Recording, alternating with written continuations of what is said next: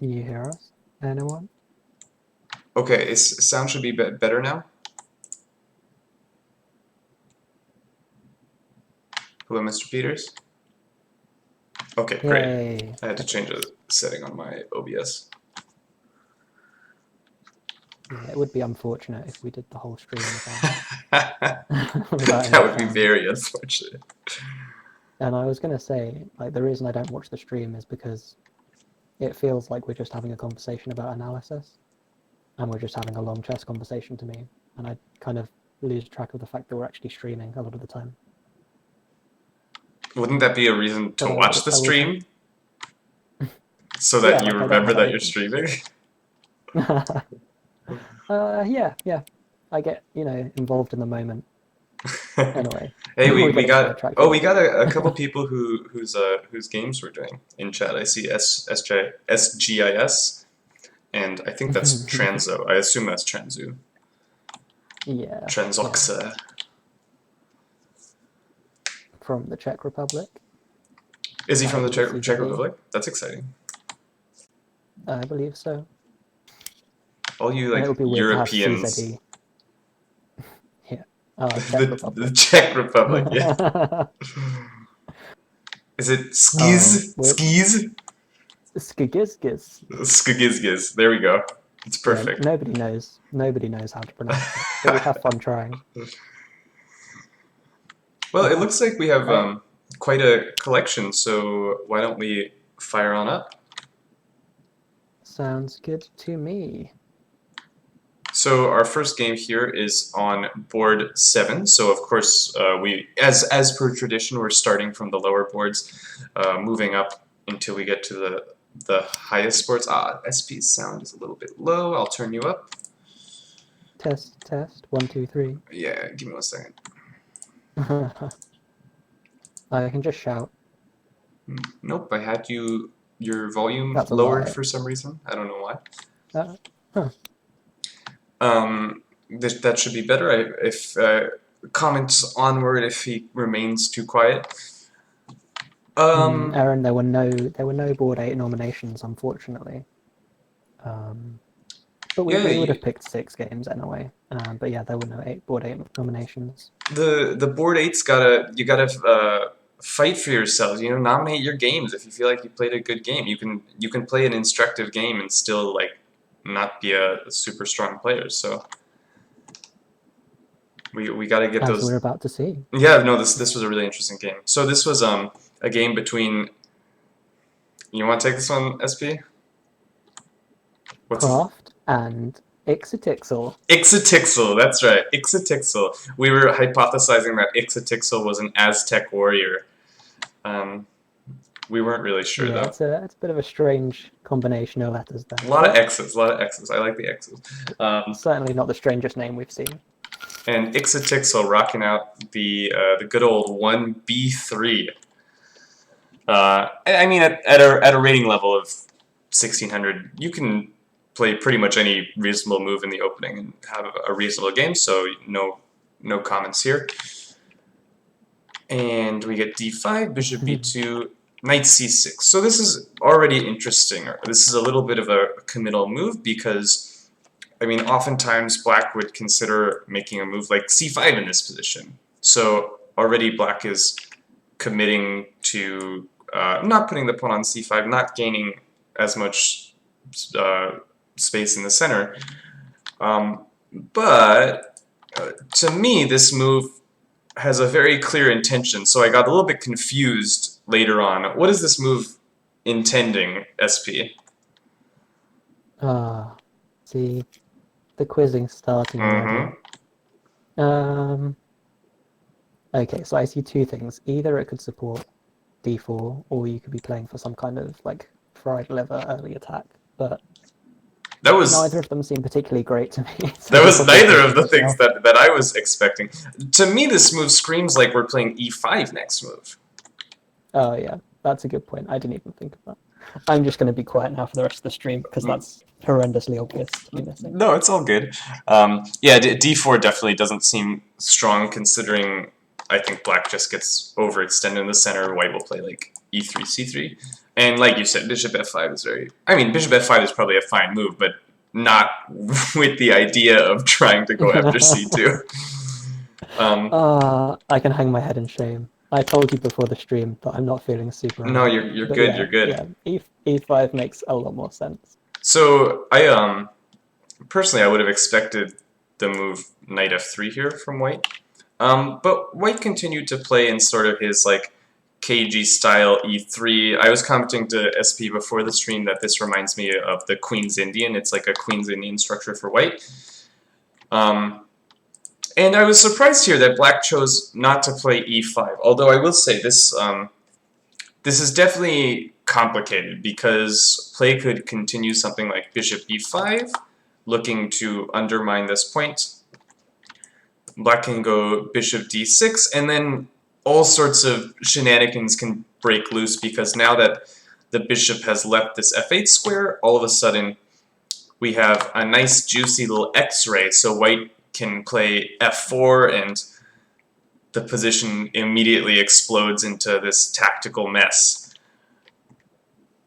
So I guess maybe black was thinking about this and didn't want to enter this sort of confusion, but it seems like this is the way black should be playing to like fight for really almost an advantage at this point.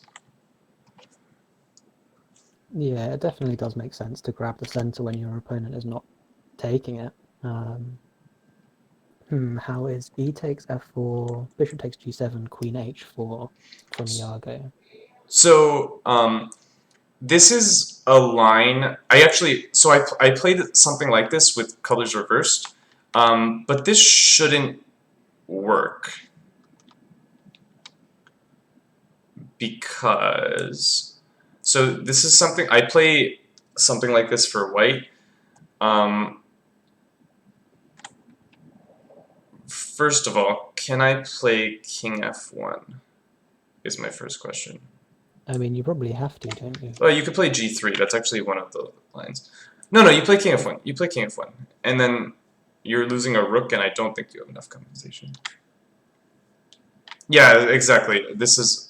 Yago's saying this is the same thing. You can get this from the other side, but white has the extra tempo, so white would actually be winning in this position, but black is losing in this position when he has it. It's kind of amusing how much the tempo matters. So okay, this would not be good, which means that you probably have to play something like f6, and okay, things are happening all of a sudden. Yeah, I mean, this is a game. I think this seems quite reasonable for black. Well, there's funny stuff like this. Oh, yeah. So I think after f6, f takes e5. I guess you play g6, right? And the queen can't take here yet? Yeah, so Ixotixel is saying queen h4 work, and it's one of the book moves. But he goes for g3, like we mentioned, and queen f2 after that. Well, I think he's saying works as in doesn't lose. I don't think it wins though, because from the other side it wins. But hold on, f4. He's saying maybe he means queen h4 in this position. Right, yeah. That makes Before sense. taking. That is in the book, yeah. Because then g3 is much more solid for white. Yeah, this makes more sense. This I can definitely believe.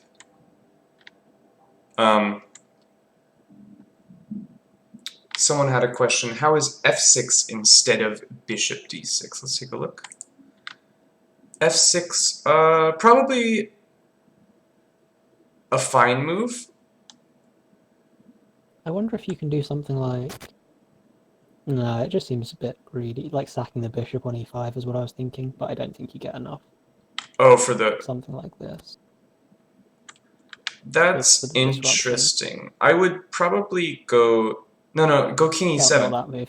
You go king e7. And white can't even take e5. The knight's not pinned anymore. Yeah. Okay, cancel that. Yeah, so no, I think f6 is a fine move. Where is that? f6 One of your or mics is really low. I bet that's mine again. let me turn you up a little bit more. Okay. We're going to 120%. Oh yeah. Oh yeah. Um. Okay. Hopefully that's better, Mr. Peters. Thanks for the comment. Yes, we appreciate you doing all our sound checking for us. Let me find the line. We wanted 4 f6. No, I think here white should start playing in the center, considering black has played this move instead of like developing. So playing a move like d4 makes some sense, I think. Playing a move like c4 potentially makes some sense. Just trying to strike at the center now that black has spent this slightly odd tempo not developing any of his pieces. But of course it's playable for black. This should honestly, I think black has a nice position here. But anyway, this is a little bit of a sidetrack because after e3, black did not choose to play e5, which seems the most principled way to play, and instead played knight f6. Again, I don't think this is a bad move, but it's not the way to fight for the strongest advantage in the game. Let me skip past our analysis. Bishop b5, okay. Bishop d7. And here white played the move knight e2. Some of your interest, what do you think about this move knight e2? Yeah, I mean, I'm not sure. Normally there's a solid reason for playing this, like knight e2, knight d2, and the same for black, that you want to get that pawn moving. So either the f pawn or, I guess in some cases, the c pawn, but not usually. So I would guess that they're trying to play something like this or support, but generally the knight is just much stronger closer to the center. So I'm not sure why we're not playing the knight there, or playing something like f4 first and then playing the knight out. 100% agreed. 100% agreed. To me, like, why are we putting this knight on such a passive square when the most logical central square is available to it? I think we should just go knight f3 here, and we'll actually see something funny that happens in the game that I think reinforces both of our points here, that this knight should go to f3. Yago also has a great point. Our opening is really focusing on controlling the e5 square. Why is our knight not going to control the e5 square? I totally agree with that as well. Right, we're undermining this guy, protecting the e5 square, this guy's all controlling the e5 square, so makes a ton of sense. Yeah, definitely. Okay, so we went knight e2, not the best move. Already I'm liking black's position. Again, I would be, well, no, I was about to say I would be considering the move e5, but that loses a pawn, so I'm not considering the move e5. Black played, Considering. I would consider it, yes, and then discard it immediately. a6, sure, we want to get this bishop out. The bishop has to take, it simply has no reasonable square. And I would consider this an opening success for black. Black has control of the center. He has the bishop pair. Already, I really like black's position. I think he's simply better. Yeah, I would not be surprised if this is like minus half. Yeah, 100%. I totally agree with you. White castles, e6. Logical. We want to play bishop d6 followed by e5 potentially. Here, white continues to drive me a little bit insane and plays the move d3. It's just so passive, right? Yeah, this whole opening kind of strikes me as when players get like a system and they want to play that system and they play these moves. I don't know if this is true in this case, but it feels like that. Like you're not responding to what your opponent's doing. You're setting up how you're comfortable. I feel like that's fair criticism. I agree with what you're saying. It just feels like we need to be fighting more actively for the center. Like, to me, I'm going d4, c4, knight c3, right? Just really get my stuff in the middle. Hey, Bubby, what's up? my cat's joining me. So the comment is, I had the idea, since I gave away the light square bishop, my pawns should go on light squares. That's interesting. So, okay, perhaps, well, okay. That would have some merit, I think, if white could potentially play e4. But it appears that black has really such a vice grip on this e4 square that white is never going to get in e4. So this pawn on d3, it's really not doing much for you. I think here it's more important to get that foothold in the center, or else black is just going to expand in the center, have two bishops, have more space, have everything he wants. So we have to make sure that we're fighting, you know, we're keeping our chess fundamentals in mind and fighting for the center like we should be. Yeah, so I just want to add to that as well. The rule about like putting your pawns on light squares because they've got a light square bishop, it should be around the fact that you're blocking the diagonal that the bishop's actually going to use. And as Quirk's saying, you can't block it. So well, actually, affecting the bishop. if you want to block it, the way to block it is to play pawn d4. Yeah, exactly. Although my follow-up would be c4, which would unblock it. But even still, I don't think any disaster is happening on the light squares currently. So I'm just trying to fight for the center. Okay, d3, bishop d6. I like what black is doing. He's preparing to increase his central control. Knight d4. Okay, we're threatening to take back the bishop and ruin the structure, so the bishop drops back. And now knight f3, and this is what I was talking about, being a little bit amused. We spent 3 moves getting this knight to f3 when we could have spent 1 move getting the knight to f3. So this feels like the knight e2 was definitely a mistake, because it's really cost us 2 tempi at this point. However, I think knight f3 is possibly the best move, as white is, I think, correctly realizing that black wants to play e5, and so white is once again clamping down on the e5 square and preventing black from getting in his e5 break. So it is a good move. It's just a little bit of a feels bad when the knight has gone to e2, to d4, all the way back to f3. Here black castles. Knight d2. This is interesting to me. Do you think the knight should go to d2 or c3? I mean, on c3 it's going to block the bishop. If we're going to want to play something like maybe rook e1 and play for this break, then I'm not opposed to it being on d2. And also that if we play here, then we are allowing this. Absolutely. So I think that might not be super stable, actually, thinking about it, but we are allowing it. I mean, just something like this. Yeah, but then I go d4, right? Right? Isn't this just bad for you? Yeah, probably. Yeah, I'd need to do some kind of rearranging. Okay, but I mean, it doesn't look great. You have no space, and your bishop is silly. No, so I super agree with you. Knight d2 is the better move, so good move from white. I know I just talked about how we want to put our knights on the most central square, but here there are some concrete problems with knight c3. So knight d2, good move. c5, good move from black, really staking his claim in the center. He's been denied e5, so he goes with the other pawn. So this makes a lot of sense. Rook e1, it looks like white is gunning for e4 here, as you mentioned. So black plays a little bit of prophylaxis, bishop c6.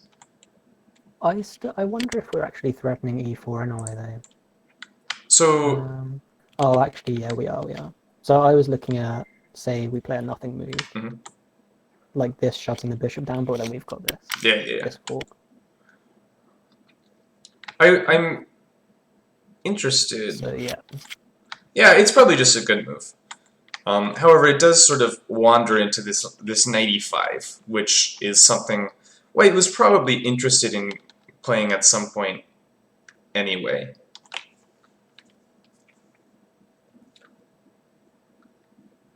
Yeah, I like this kind of not forcing but threatening the bishop pair, and maybe you're going to play something like f4 and just say, what are you doing to get rid of this knight? Yeah, I mean that's probably the plan.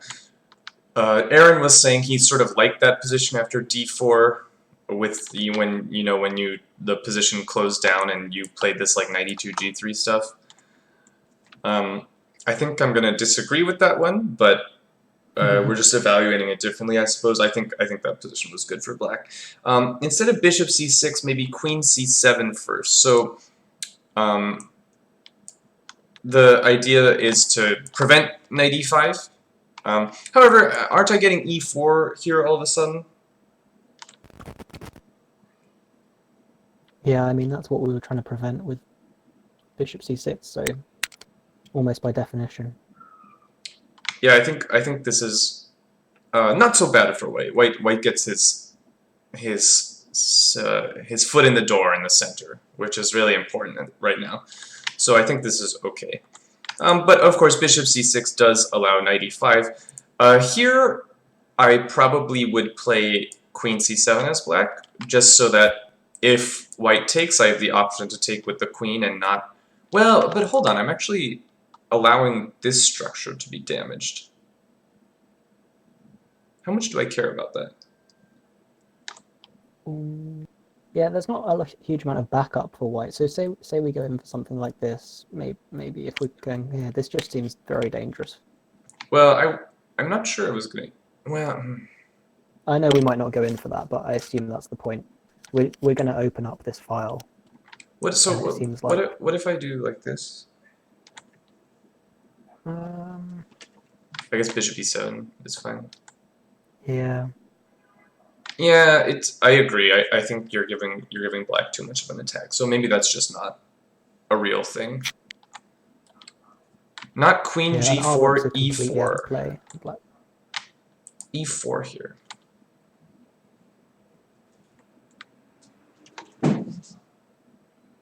That's a good move.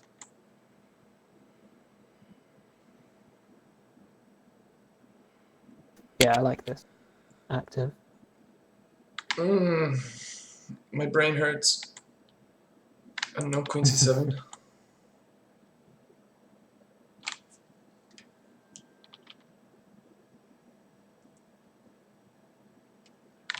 You can do this and guard h2. Yeah, that's nice. Yeah, that's decent. That's decent. What about the battery on h2? Yeah, so that's what we're looking at. Well, he's talking about in this position. This is... Well, oh, that seems risky. I don't know if you can get away with this. First of all, I think I can play g3, and that's probably like almost immediately a draw. Queen e2, right? Ooh. You are ambitious. Knight g4? Just kidding, not knight g4. Forget it. Forget I said it. I give the check. Sure. And go knight g4. No. Okay, maybe. Okay, you can't take this. You're right. So interesting. Yeah, I think it's too greedy. Interesting stuff with this queen c7. I think queen c7 ends up being a decent move, but that line with e4 did look like it had some promise for white. So maybe black's move is just good here, getting the rook out and sort of not caring too much about the doubling of the structure. I don't love white's next move. White took here immediately. I feel like a little bit more appropriate is to go knight f3. And the reason is, all of a sudden, you're threatening to take here and then immediately install the other knight. Yeah. Yeah, I like that a lot more. just because what happens in the game after knight takes c6 is that well, yes, first of all, this is not a good piece, but second of all, white can no longer prevent black from achieving e5. So black is going to achieve a nice central grip. It's an interesting idea that happens in a lot of beginner games. Is like, what's the quote? The threat is stronger than the execution. Like a lack of patience with this kind of thing. Like you can take it, so you take it now. Yeah, that's another thing. It's like a lot of beginner. Well, not beginner. Like these guys aren't beginners, but yes, sir, yeah. No offense meant by that. A lot of I class myself as a beginner. A lot of lower rated players, they're very trade happy. They like to trade because they can, not because it's good for them. So here I think was an instance where the trade was not super beneficial for white. He should have held off either with the move knight df3, or I also saw a suggestion to go f4 and then knight df3, which also makes sense to me. So I think either of these were reasonable. Oh god, what's the word? What do you mean? When you keep going. Continuations. Reasonable continuations. There we go. But okay, that didn't happen. We got b takes. Queen f3 played. Don't love this move. I'm not sure what the queen is doing here. I feel like we're taking up a good square for the knight. I feel like we're interfering with our plan of f4. So it just feels like white is sort of getting run over in the center, and he doesn't have a lot of counterplay to avoid this happening. Black goes e5, super sensible. And white plays a move I very much like here. He plays the move c4. He's not allowing himself to just get steamrolled. He's stopping the black majority in the center. Now, yeah, I like this. For white, the move. I like the move. Yeah, not so much the position. Yeah. Here's another quiz, SP. Ah, This you love to quiz me. I do. This position actually reminds me of a certain structure. Do you know what opening this is suddenly reminding me of?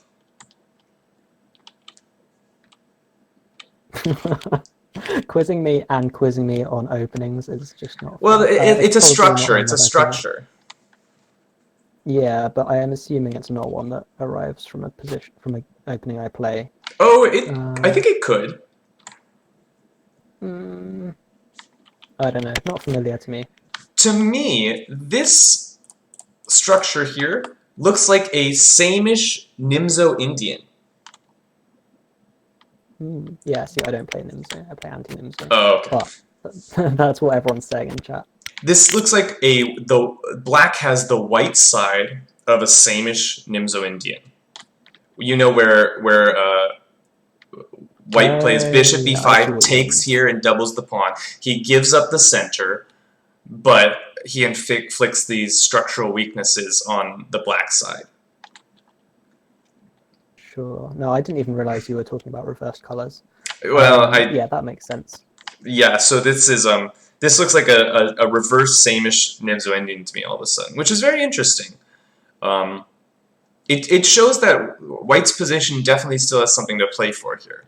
I think the knight is clearly misplaced in this structure, but white has gotten something where, you know, it's a reasonable opening for both colors. Chuck Phil's saying he's liking e4 even more for white to stop some black e4. Does this work immediately?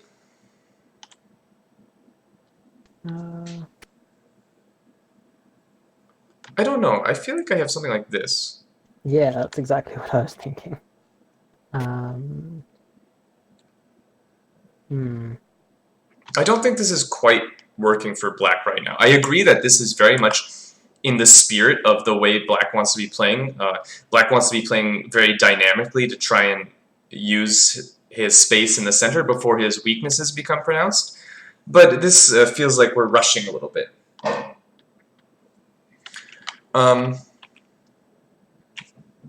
So c4, good move. Queen a5, definitely suspicious from black. It is a one-move threat, but the queen is not really happy over here. She wants to eventually be coming probably somewhere on the king side. And she's getting in the way of potentially playing an a5, a4 break, which is sometimes an idea in these positions. So I don't like this queen a5 move. It feels like sort of not in the spirit of the position. Yeah, I mean, you might even be... I don't know what white actually played, but you might just be forcing... I was thinking you could reroute the knight, maybe. I actually like white's move a little bit better, which is the move queen e2. And the reason is Yeah. white is preparing... Yeah, you're online, but white is preparing e4. And the queen was really poorly placed on f3. That is true, yeah. Yeah, I suppose this is reasonable. I also think now if e4... Potentially I can go d4? Or no, if e4, I'd probably take this again. Yeah, I worry about getting sort of cramped if we... Well, the bishop will be shut in if you just play d4 straight away. Yeah, so you take this, right? This looks like a good move. Yeah. And sure, black can throw this one in, but that shouldn't be too big a deal. Something like this. Actually, that's a blunder, right? G6... Yeah. Bishop f8, bishop f8. And then we move the knight. Bishop f8. Right, but then we... Oh, can we save both? No, well, this piece isn't hanging. Oh, yeah, we can just... Yeah, okay, good move, good move. Yeah, that was sharp, that was sharp. You caught me sleeping there. Yeah, so I don't think... Again, I think e4 isn't working, which means queen e2 is probably a good move. So I think white has definitely righted the ship here, and black has gone a little bit off course. So I start to have a little bit more hope for white's position. Black here played the move rook e6. Have to say, don't love it. Not in love with this. I get the idea is potentially to swing the rook over here, but it feels like, you know, we just played queen a5. Now we're hinting at we want to play on the king side. It's not everything is cooperating here.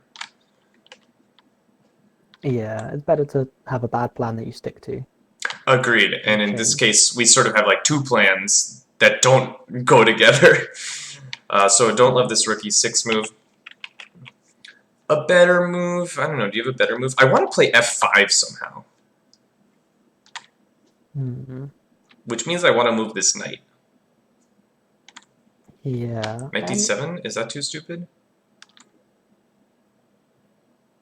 I don't know that it's stupid. I feel a little bit worried about trying to open up the king side while all my pieces, or at least my queen. Yeah, this one's... Open up the king side, rather. That one's a little bit of a mystery. But I feel like f5 is just, like, such a threat.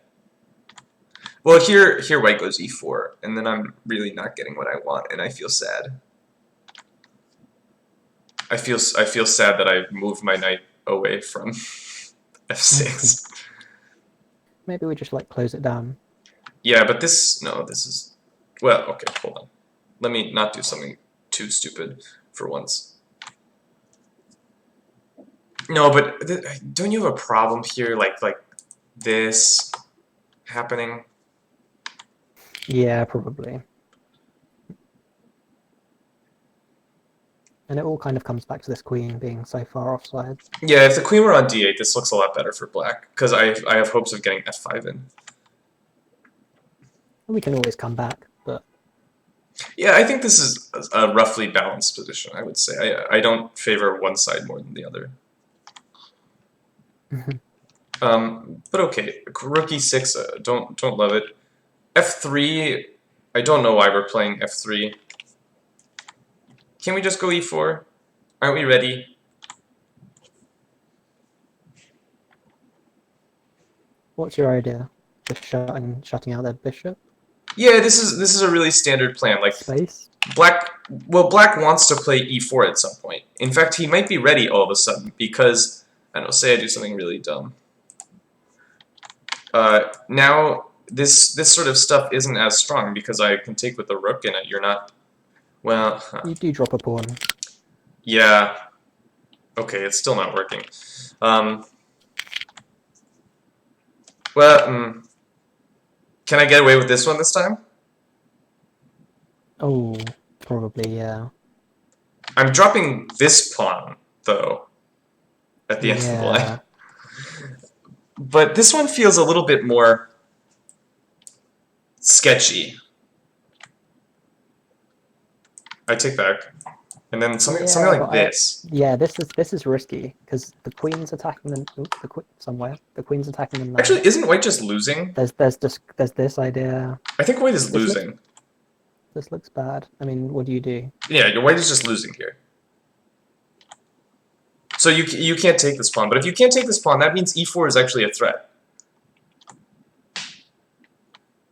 This is crazily sharp, to be honest, for something that doesn't seem, at first glance, to be really sharp. Well, these positions tend to explode whenever black, or normally it's white, but whenever the player with the central space decides to expand, it can really just sort of come to life, shall we say.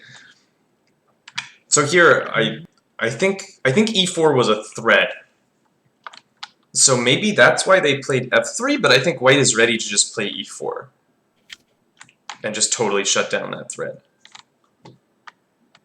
Sure. Just as a time check, we have spent 40 minutes, and we're on move 18 of a 60-minute game. Okay, fine.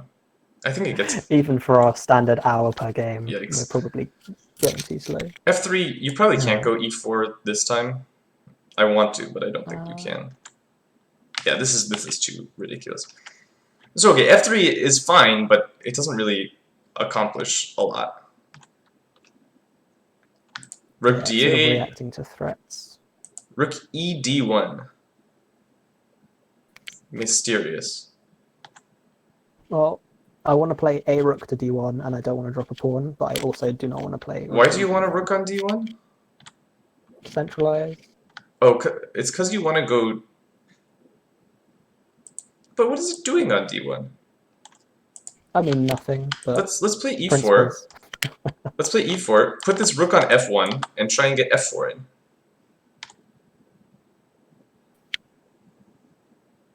Is that ever going to work with the bishop backing it up?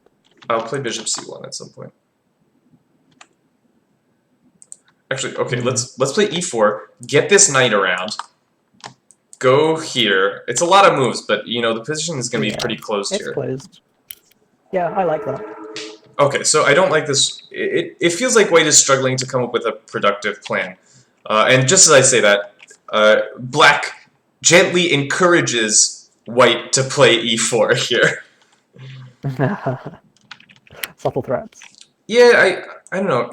I feel like black really needs to get e4 at some point, but in order to do that, he needs to get f5, and his pieces just don't quite cooperate the way they want to.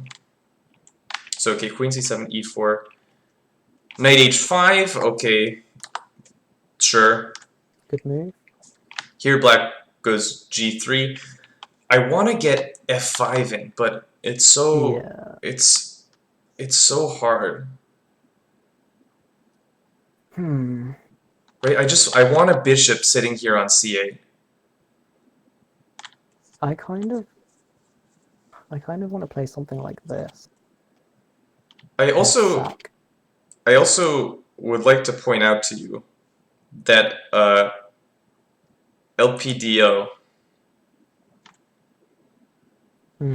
Where is it? Oh. Yeah, that's not... Well, no, because you dropped the... Wait.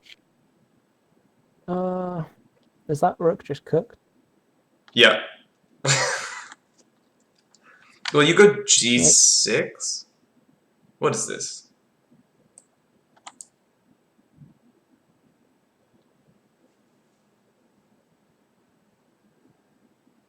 What is this? Just opening up. No, I know, but Does this really do something for you? Well, first of all, I don't know if I'm taking that. In fact, I almost strongly believe that I'm not taking that. Because yes, this I agree with. Yeah, Queen h4 is coming. This I agree with. Oh, so you're making me like calculate something. Oh my god, why would you like sack a knight? What's wrong with you? Because I didn't want to sack a rook with no comp. Ugh, don't do this. Leave me alone. What did I ever do to you? You quizzed me on openings. Yeah, that's true. I'll quiz you on tactic. I think I do this. Can I not just take that? Yeah, but I wanna trade this And then bishop. just screwed on the e-file. Yeah, Just me or stream down? Question. Jesse. I think it's just you. The stream is looking strong for me. Yeah. Yeah, I can see it too. God. Okay, Sad. you know what? You know what? I played g4. This is a real move. This is a big boy move. Is it? Yes, this is a good move. Okay, if I bring the queen in, you're going to move the knight to blockade that pawn. I'm going to play queen f3 because knight f3 would hang g4. Knight f3 would hang g4. To what? Well, you said you're playing this, right? Oh, yeah. Okay. So I play like queen So you f3. want queen f3, and then I play here. Okay. Why? Oh god. This is bad for you. Your king is... Okay, I play knight f3. Fine. Fine. Yes. I understand. Oh my god, this is terrible. You can't... Yeah. No, why am I not going queen g2? Queen g2.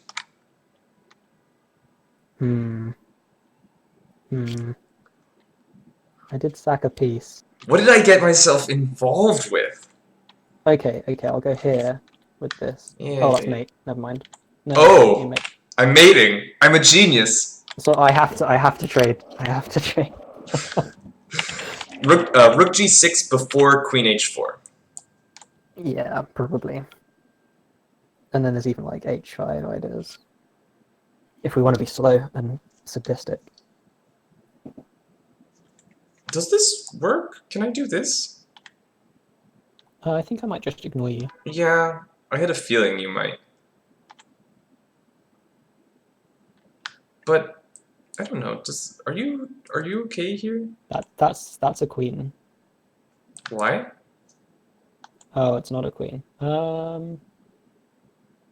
You can go rook g3. No, you can't. What am I talking about?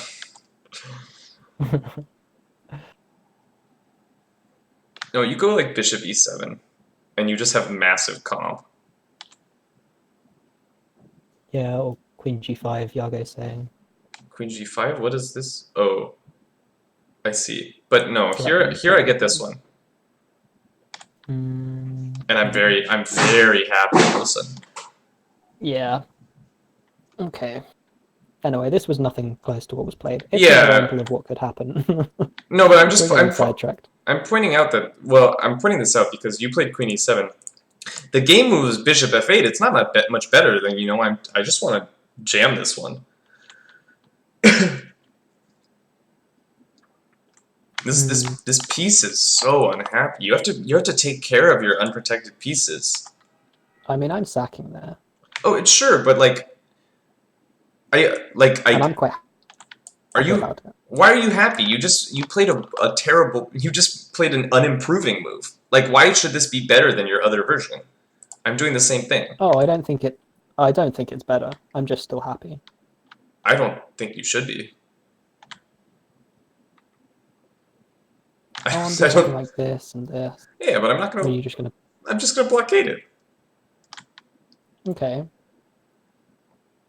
And your queen is in a worse position. Your bishop's in a worse position. Yeah, maybe I can get my other. No, maybe I can get my other rook. Yeah, but I mean, this is so speculative. I think you just have to take care of your pieces. Is the point? Okay, I'm not super happy. No, so I just take care of your pieces, right? Bishop f8. So here's a question. I think you have to play like this move, right? Because this stops the threat of f4. Yeah, that makes sense. So this looks like a good move. And then I don't know, king h1. Something. Just sack the rook. Oh! There's a fork. Oh! Look at you! Yeah, man, I've been studying. Ooh! SP's on fire! Look at you. Nasty. Alright, not king h1 then. Damn. Good move. Yeah, this looks like a way to play. I think rook g6 is a good move. It's important to like identify threats and take care of your pieces. Because you don't want to play knight f6 back. That's a feels bad. And you don't really want to play g6 because you're interfering with your rook that you lifted. So rook g6 looks like a good active way to play. But okay, bishop f8. White did not find the move f4, which I think was pretty strong. And here, I do not like what black is doing. Black played the move g5.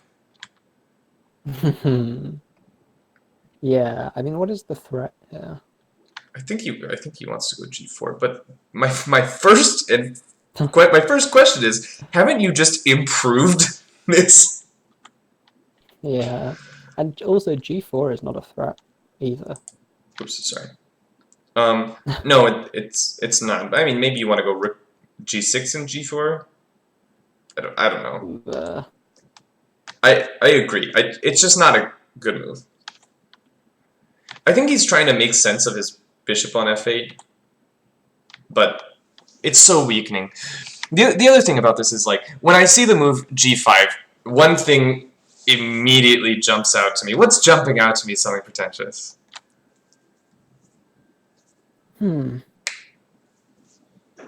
Oh, I don't know. I don't know what you want me to say. What's jumping out to me is we've suddenly left behind some juicy squares. Look at this nice fat f5 square. Yago's vibing with me. He's seeing this juicy f5 square. Whenever you push a pawn, you're leaving. Yago's a good player.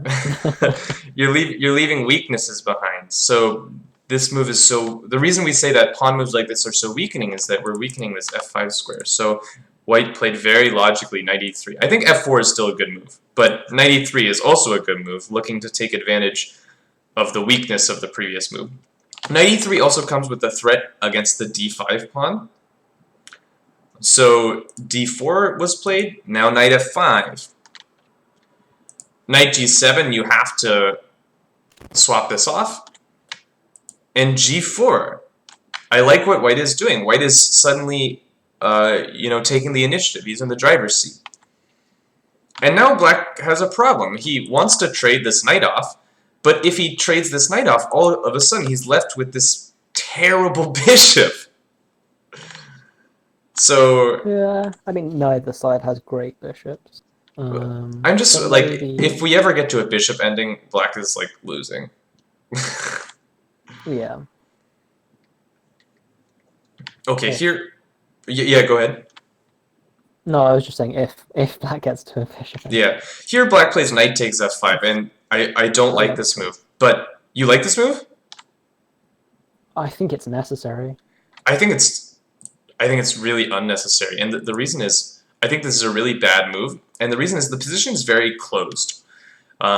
So right now, neither side is really finding a job for their major pieces, but all of a sudden you're giving white a half-open g-file, and his major pieces are going to come to life after g takes f5.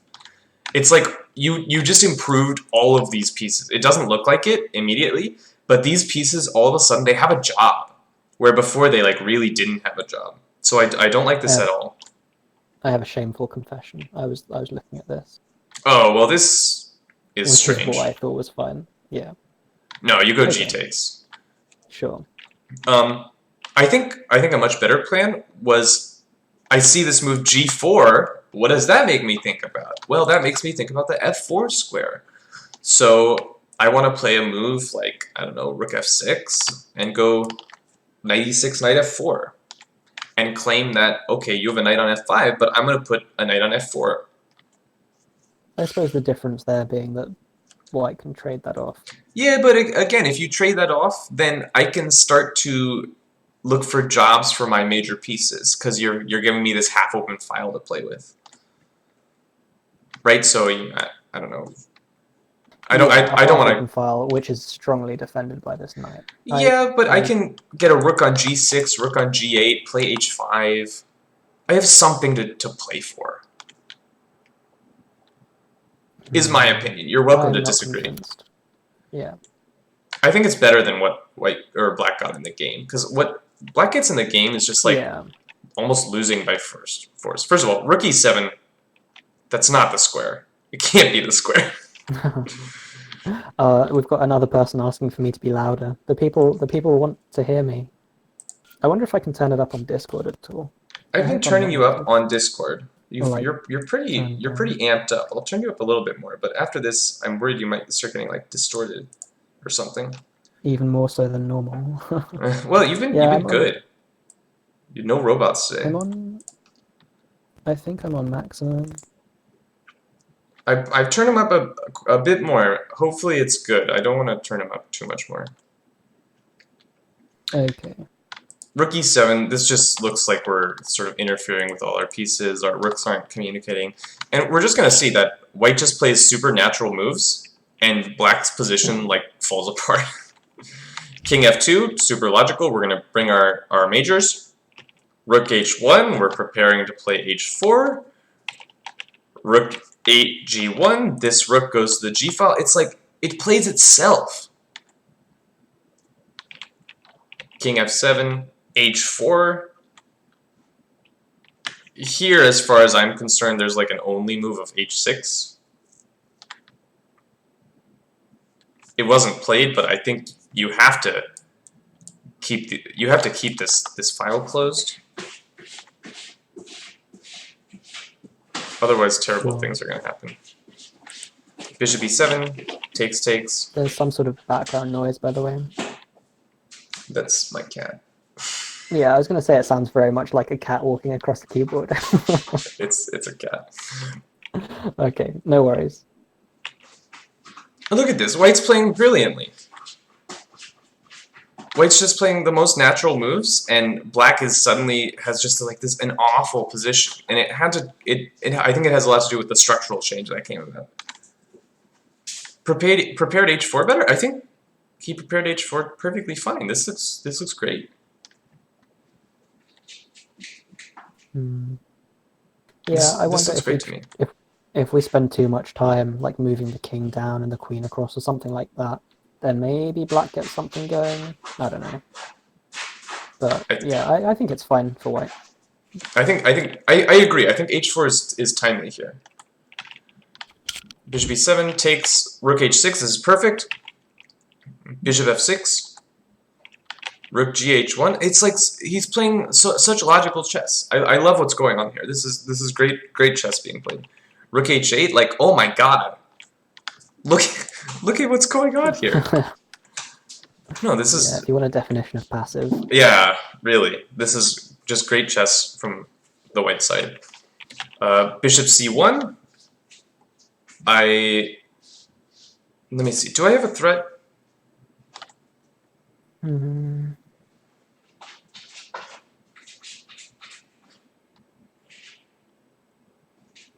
I don't see one. I'm not super sold on this bishop c1. I would be playing something like this and then queen here or something, probably. Yeah, perhaps. I was thinking something like to get on this diagonal, but oh, right away. I'm not sure. If the queen some kind of sack ideas, but not sure. Not yet. I think I agree there's the future. But yeah, you're right, actually. Just getting the queen to h5 is super dangerous. That's a good point. Bishop c1 is nice. Why is bishop c1 nice? Black has king g8. Yeah, so if you try and add the queen to the party, black can kind of... Well, No, he king g8 can't. immediately drops the bishop. Yeah, I like bringing the queen to the party. I think it's a good idea. I guess maybe you bring the queen to the party in conjunction with bishop c1 so that the bishop has responsibilities. I think okay, bishop c1 is fine. It can't be a bad move. It puts more pressure on weakness. I think it has to be a good move. Okay, bishop c1, queen e7, queen d1. I think queen... So I like the idea of queen d1. I would have preferred queen e1 more. And the reason is I've sort of tied you down over here on the king side. And now I just want to remind you, like, hey, you have structural problems over here as well. Yeah, that's a good point. And also, like, not just that, but then the bishop could easily switch back and they're just... Absolutely. So yeah, I think queen e1 is more accurate here. Queen d1 can't be a bad move, just, again, trying to activate the queen to the h-file, so I like the way the white player is thinking. But it just feels a little bit more accurate to be like, one thing we always talk about is the principle of two weaknesses. We've tied black down to one weakness. What do we want to do? We want to strike on the other side of the board at his second weakness. So this queen e1, I think, is a little bit more accurate. King e8. Bishop a3. So this looks a little bit funny. He went bishop b2, bishop c1, bishop a3. He has a concrete idea connected to this bishop a3 move. I'm not sure it's the best move. Again, I would probably suggest queen e1, but you know, if you just played queen d1, you're not going to play queen e1 next move. Yeah, the cat is a little insane. Can't do anything about it though. Bishop a3, he has a concrete idea, so I can't... yeah, a5, white to play. Yeah. I mean, I get it, so I'm not gonna spoil it. Yeah, well, let's see what chat got. If chat's got their... I will be back. I will be back in a minute. What are you doing?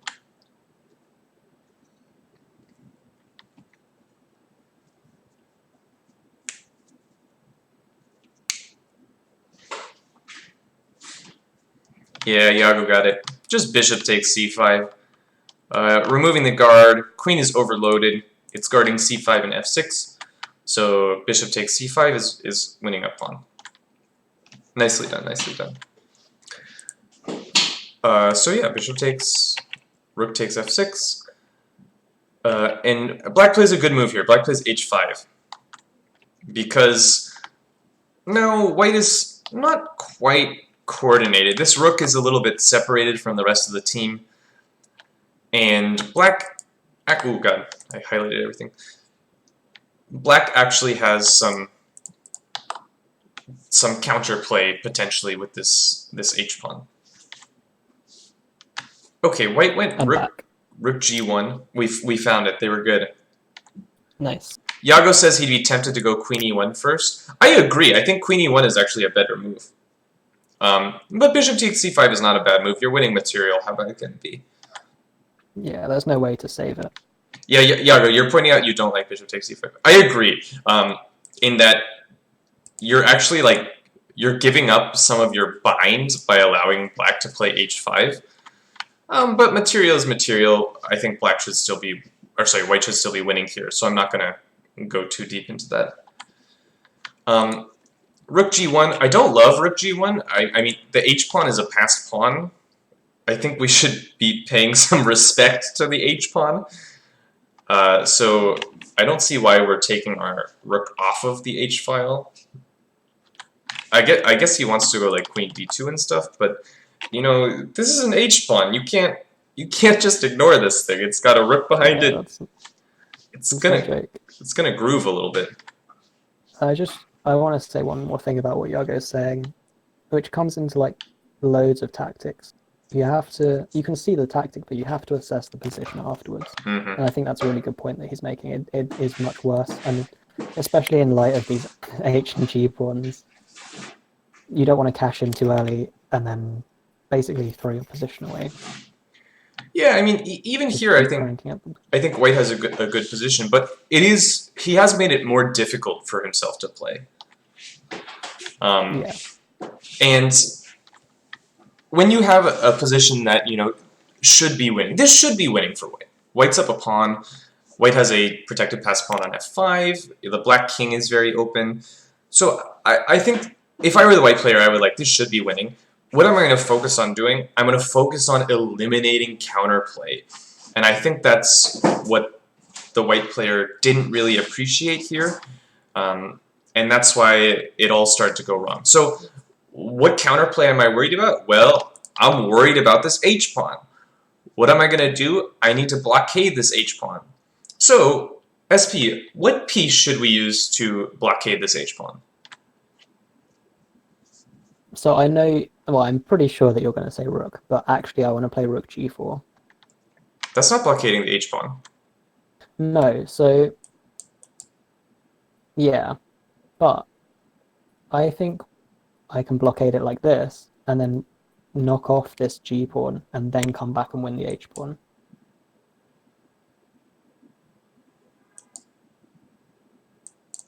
Oops, not what I meant to play. Excuse me. I did wonder. There we go. That's the one I wanted. Okay.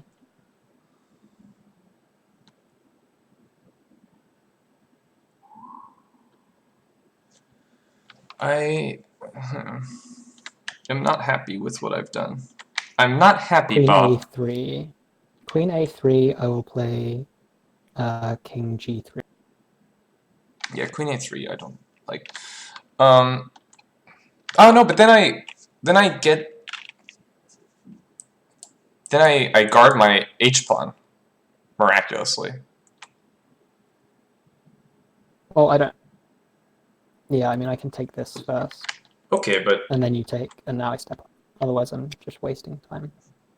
And I have this. Yes, I wanted to go king f8, but king f8 is not so brilliant of me. Can I bother you somehow? Let me bother you a little bit. Oh, you reverse bothered me. Okay.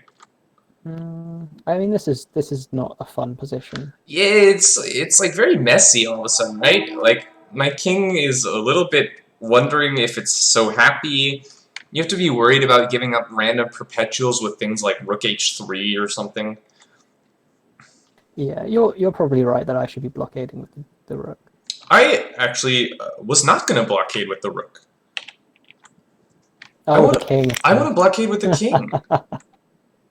Yeah, it's nice that we have this pawn here. Otherwise, we might get steamrolled. I think you can. But yeah, you can play this possibly, but like.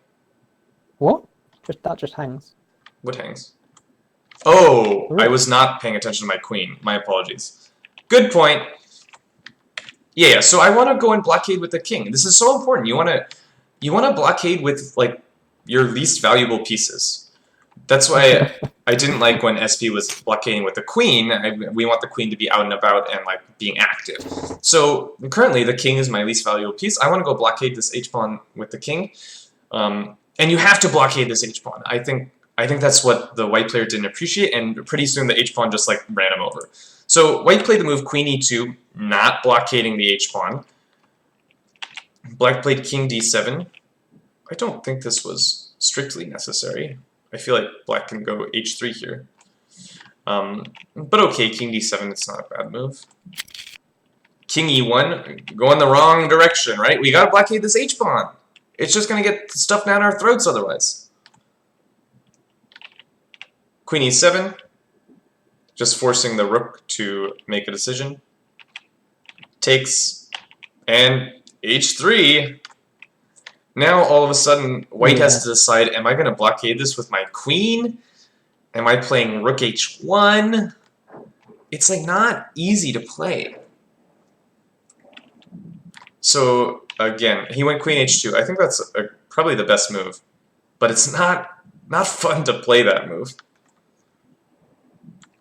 Queen f6 makes sense. We're going to pick up this pawn, potentially. And... yeah, what do you do as white here? Cry that you were winning. Yeah, right? Feels like I mean, that. you can do this and then. So that was the game. Rook g3 was the game. But it is really unconvincing. Because black played a good move here. I'm wondering... So I'm wondering about this move g7. Do I just take that? Yeah, and my idea is, well, you were going to take it anyway, right? And now I want to go rook g3, and you don't have the same response you did in the game. Hmm.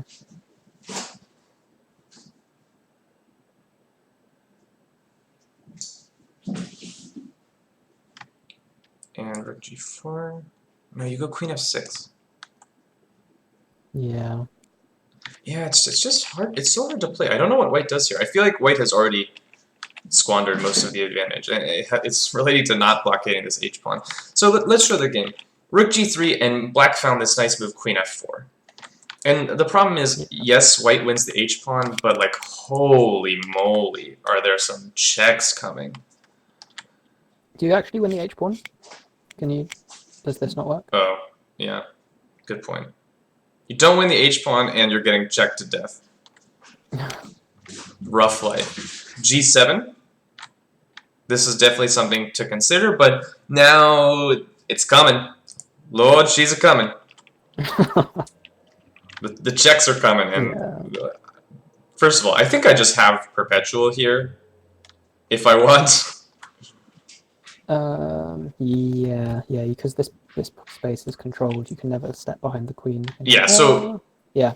I immediately have perpetual, if I I so don't want a desire. perpetual. But yeah, I keep mean, going. like right now, your king is flapping in the wind. Do I even want to play for perpetual? So black plays rook g8. I might have moved my queen in a little bit before playing rook g8, right? Just sort of. I guess the drawback is that Wait, I this just pawn mated then you. is not Is defended. this? Wait, what? Am I winning? Oh, that my rook's hanging, so I can give the queen. You have to play king f1 here. This is a little bit nasty. What is going on? Oh, you give the queen and the rook, but then you might give up a perpetual. Then that's just equal, isn't it? I don't know. This is bizarre. You have to calculate a lot here. Yeah, and then And it's got to be and, perpetual, right? and I hate calculating, so This is. yeah, I think it must be. I think this is perpetual. I There's so think much room.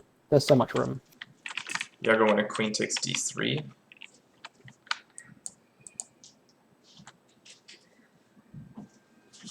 Is this right?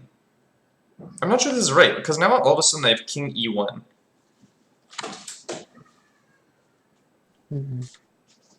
And you've lost. Well, you still have perpetual, but you don't have like. Do you have the same queen winning tricks? You do. Okay, so you get the same line except you've taken d3, but I think it's still perpetual. I think it's still perpetual. Yeah. Okay, so black played rook g8. God, that's a difficult decision.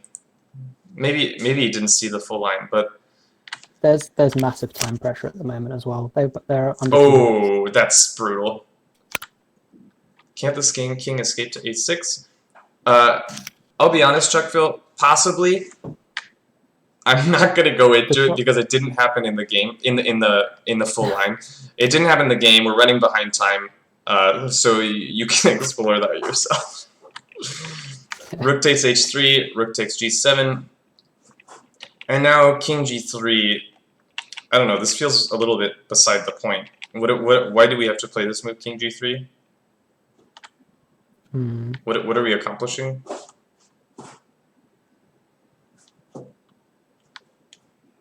I don't know. I want to play g4 here. For Does black? that do anything? Yeah. Well, probably does something. Do like g4 this though, but then this.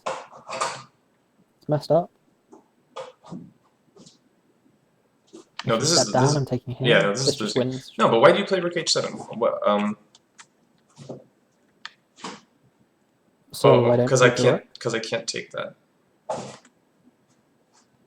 Can I take this? No, right? I don't think so.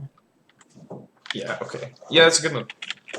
What was played in the game? Queen f4 check was played. Queen f4. It's probably about the same, right? Well, maybe not. Yeah, g4 looks better. G4 looks better. When you've got this kind of alignment, I just want to open it up. And if I can, I'm gonna. Yeah, no, it's absolutely, I totally agree. Yeah, so king g3 just looks like not a good move. Maybe stepping into the maybe White should start with this thing that you wanted to play earlier. Yeah. Because it looks like there's no way to force material off for White. Like the White king can always sort of dance here. Yeah. So I think this is a better move. King g3 I think might be the losing move. Although queen f4 is not a punish. King g2, queen d2. We're giving a billion checks. I don't know, can I play g4 again here? No, my queen's off. So I have to give the check. Okay, yeah. Queen d1. Sure.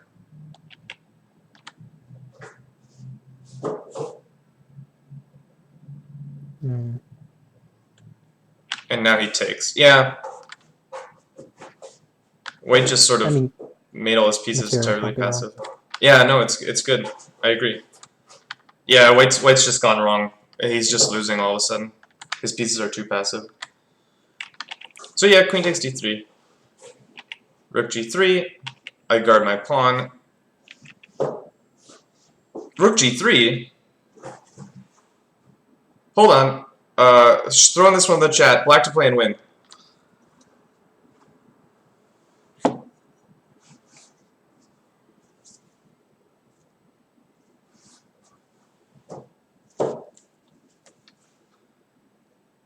This one I see. This one I got my puzzle rush on here. Yeah. I think I know. I think I remember saying this in the game chat, actually. Yeah, there we go. White dancing sees it. Rook h7, king g2, queen e2, forcing queen f2, rook h2 with a nice little skewer. So it looks like there was a missed win here. However, you were saying that they were in like unbelievable time pressure. Yeah, they're both under 3 minutes. It's tough to see these things. Okay, so queen d2 is played. Not a bad move, just guarding his stuff. My keys fell off my desk. Rook g2, and now we see it. Rook h7. This is a nice find. And black correctly assesses that when all the pieces come off, he wins the game. As he's making another queen, and the white king cannot join the square. So, an interesting game. I think key takeaways from this game, first of all, really, you should be fighting for the center in the opening, especially when you're lower rated. I don't love playing this sort of weird, cagey, like, oh, I'm gonna break, you know, later on. I just want to be in the center. So I would have liked to see white play a little bit more actively in the center. Then making sure that you're correctly evaluating structural changes. The reason white got this huge advantage was because he got to change the structure and then use the open files for his major pieces that weren't doing anything. So evaluating structural changes. And then thirdly, if you're winning, you gotta stop counterplay. And if your opponent's counterplay is in the form of passed pawns, you need to be blockading those passed pawns with the least valuable piece. So those were my thoughts from this game. Any other thoughts that you had, something pretentious? No, I think that's a good summary. I'm just gonna skim through it, but yeah, I think that covers everything. I want to double down on what you said as well. Like, you have to learn how to control the center first. With that, would be that with pieces or with pawns, before trying like this kind of modern, slow, late break type stuff. And we eventually got there, but the position was definitely suspicious for a while. So, you know, just don't enter this murky stuff. Just get a pawn in the center, play chess. You know, you can't go wrong that way.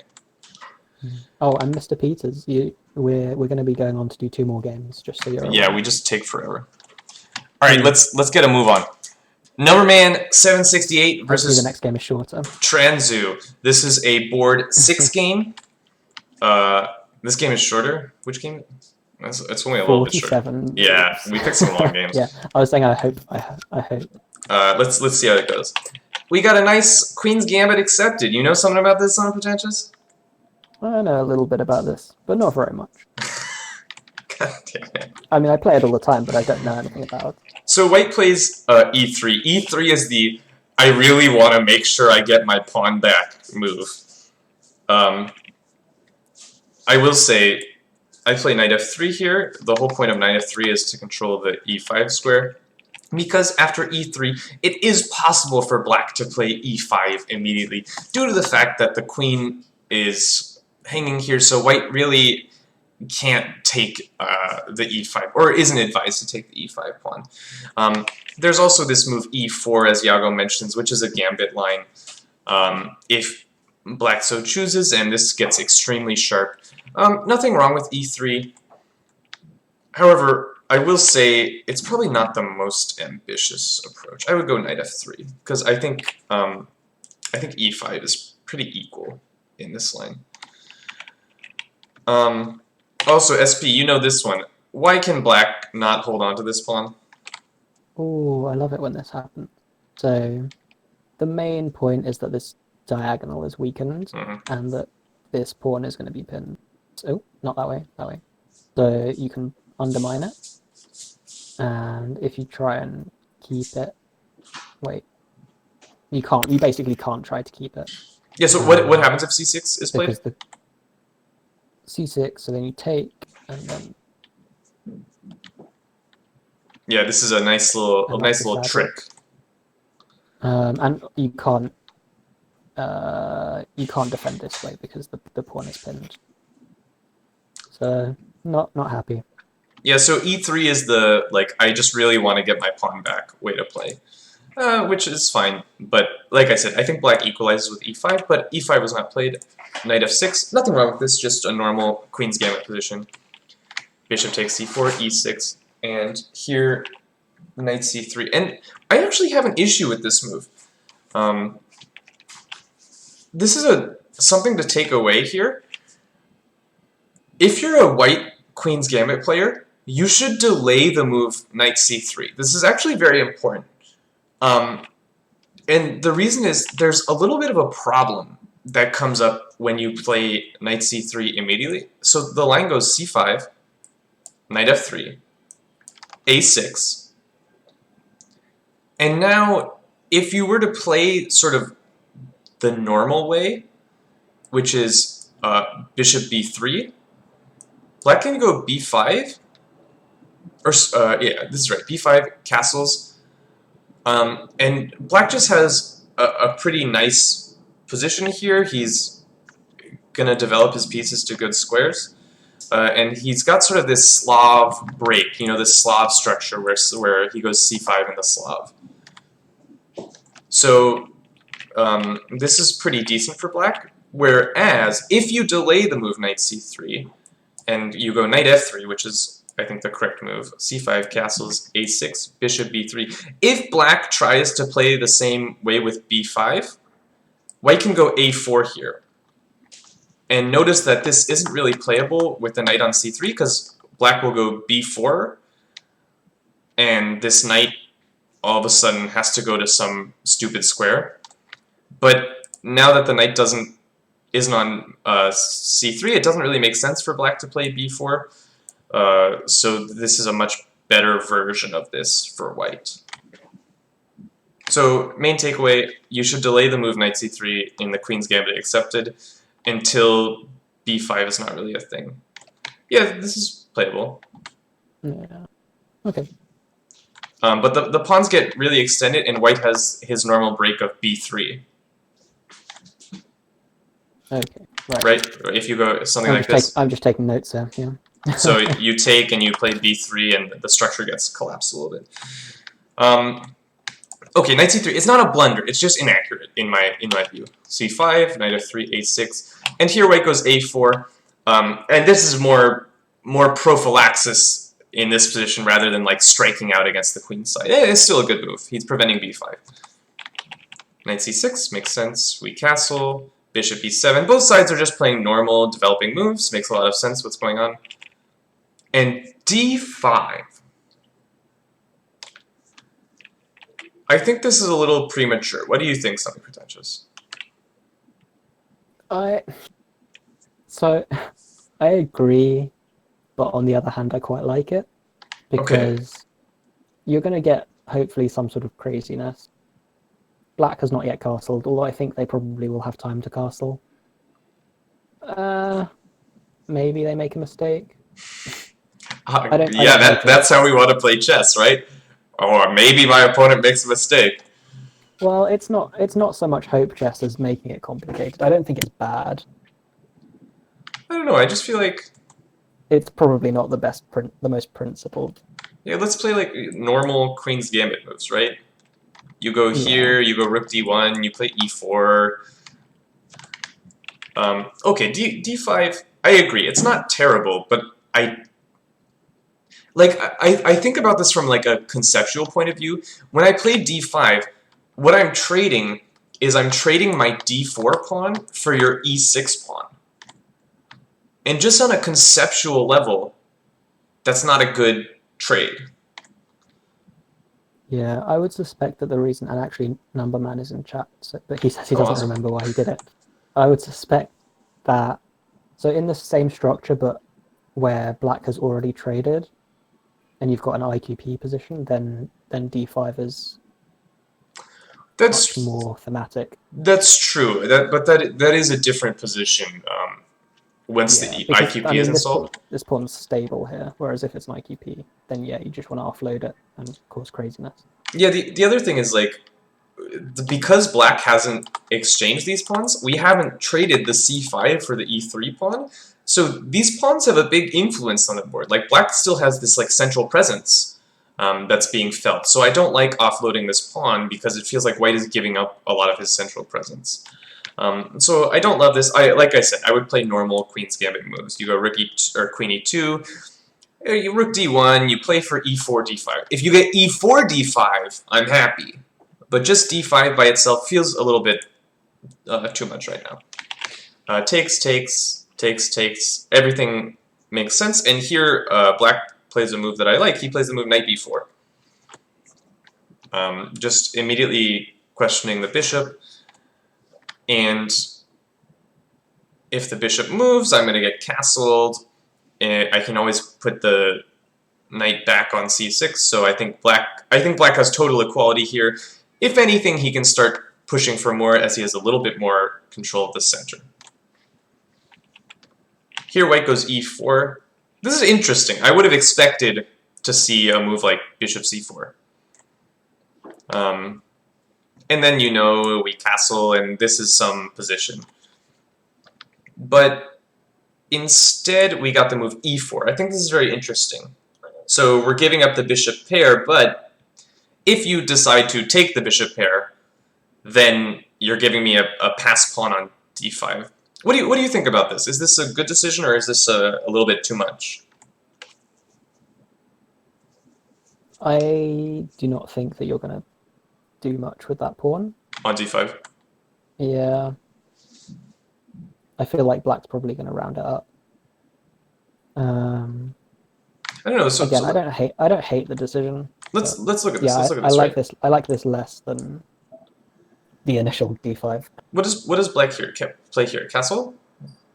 Yeah, you probably want to. Because I was thinking about like this, right? Just supporting that d6 square and trying to break the blockade ahead of time. Right. Well, but here, this is the thing. This is not a solid blockade. Right? Like, I don't know. I guess you go bishop f5. Yeah. It's probably a good move. Exactly. Yeah, I guess I can't break it. I thought I would be able to break the blockade from the queen. Bishop g6.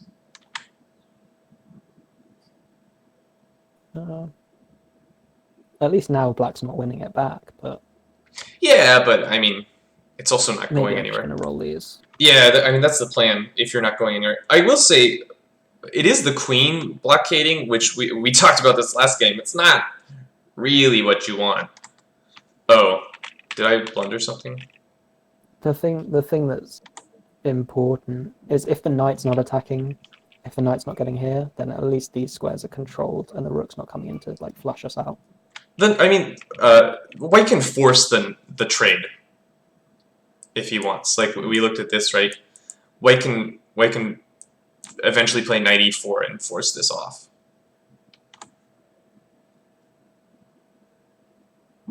But it's a complicated position. Yeah. I don't know. I think I prefer White a little bit, but I might be misevaluating this position. This is a tricky one. Forcing it off is terrible for White. Well, I don't like that the black queen is being forced to blockade here, but that's just maybe potentially I'm not evaluating this position correctly. So I'm not sure. I would think it would be okay for White, but it's possible I'm just wrong. Okay, but this is not an IQP. Isa Vulpes is saying that this is an isolated queen's pawn. This is not an isolated queen's pawn. I mean, it is an isolated queen's pawn, but it's passed.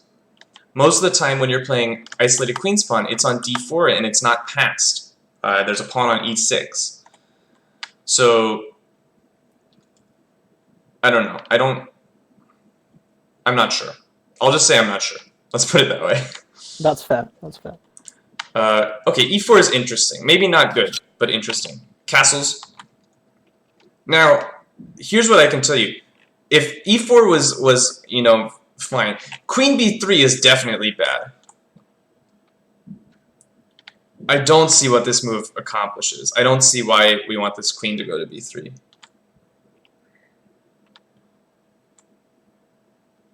Right? Because now black just takes this and has like a better version of everything he was looking at.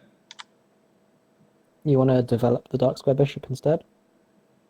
I want to do a move that's not queen b3. Yes, I want to develop the dark square bishop instead. I want to play bishop f4. That looks so natural, right? Yeah, I wonder something like this. Do I care so much? I was... You might kill me for this. I was thinking about this. Oh. Oh no, knight takes. Knight takes is it's bad. Okay. It was funky though. You got me funky fresh there. It was. Okay. Yeah, this looks like normal. And like I can't argue with this. Okay, like you play rook b1, right? Like what's the problem? Or like queen d2, I don't know. Well, probably don't play queen d2. Play queen e2. That's a good move. No, it's not. That's a terrible move. Play rook b1. Just develop your pieces, right? Queen b3, you're developing your queen to a square where I'm not sure why it's there. I take this, and you're sort of like I just don't know why the queen is on b3. Let's put it that way. Bishop g4 people. Where? Where do you want to go? Well, when it's a pin. He means after bishop f4, I guess. Why do I care? I'm still confused why I care about this. Can I not just I play h3? Actually play? Yeah. I don't think bishop g4 is a big deal. Or I don't see why it should be a big deal. Yeah, I don't like this queen e3 move. I just want to get my pieces out. Takes, queen c7, makes sense. We're gonna put the bishop on d6, blockade with the bishop. Bishops are very good blockaders because they, well, okay, they're good blockaders when the pawns are well advanced, because they can still see. Bishop e3. Here, black played bishop g4. I'm not sure I love this actually, because the knight sort of wanted to move anyway, and you're just encouraging it to move. Let me give you a quiz, SP. Where should this piece go? Oh. Right, this piece has got to go somewhere. Where should it go? Can we play like bishop d7 and b5? That's Or is interesting. that dumb? I'm probably going to ruin my structure, but then my bishop is quite good. I think on bishop I d7, I it's I possible want to that actually no, I changed my mind. I changed my mind. I want to play b6 and bishop b7. that was my idea. I super want to play b6, bishop b7. It feels like very harmonious, putting pressure on white's weakness. The weakness is firmly blockaded, so I think b6 is a good move here. The other thing I was looking at is if bishop d7, I think white is playing a5 and just shutting down the queenside structure here. I don't know if I'm so mad about that bishop b5, but Well, that's a thing. yeah, it's not great. Is that a thing you like really like though? Well, I was thinking your rook is now tied down. Your a rook. Yes, sort of. I can double up my rook on the d file. You can't do the same. You can't play b4 because I'll just take it. I don't mind this. I don't know. I feel like I can go like queen c3, rook c1, knight e4.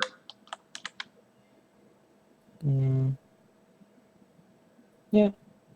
I think it's okay for white. I think b6 is the better plan. Yeah, I think b6 is because then just, you're actually pressuring the weakness. yeah, it's a good move. You're putting pressure on the weakness, and I think if now if you go a5, you just have a terrible position. That's just sad. So you're going to play c4 as well. Yeah, I like b6 a lot. I think it's a really good move. Bishop g4, it just feels like you're sort of encouraging your opponent to do something they wanted to do anyway, with just play knight d2, bring the knight to some like good light square in the center. Bishop d6. White plays f4 here. I don't know. I don't know about that one. How are you dealing with this threat? What would you play? I'm just desperately calculating if h3 loses on the spot. I was going to say h3, so I hope it doesn't I don't know lose. if you can sack for that. No, you can't sack for that. Probably not. Why would you be able to sack for that? No, yeah. There's no world. Like you're poking the bear. But no, it should be fine. No, the only thing I'd be worried about h3 is I'd be worried about a sack like 10 moves down the line. That's why I'd be worried about h3. I'm not worried about a sack right now. But I would be worried that, you know, in 10 moves, suddenly bishop takes h3 is working. Yeah.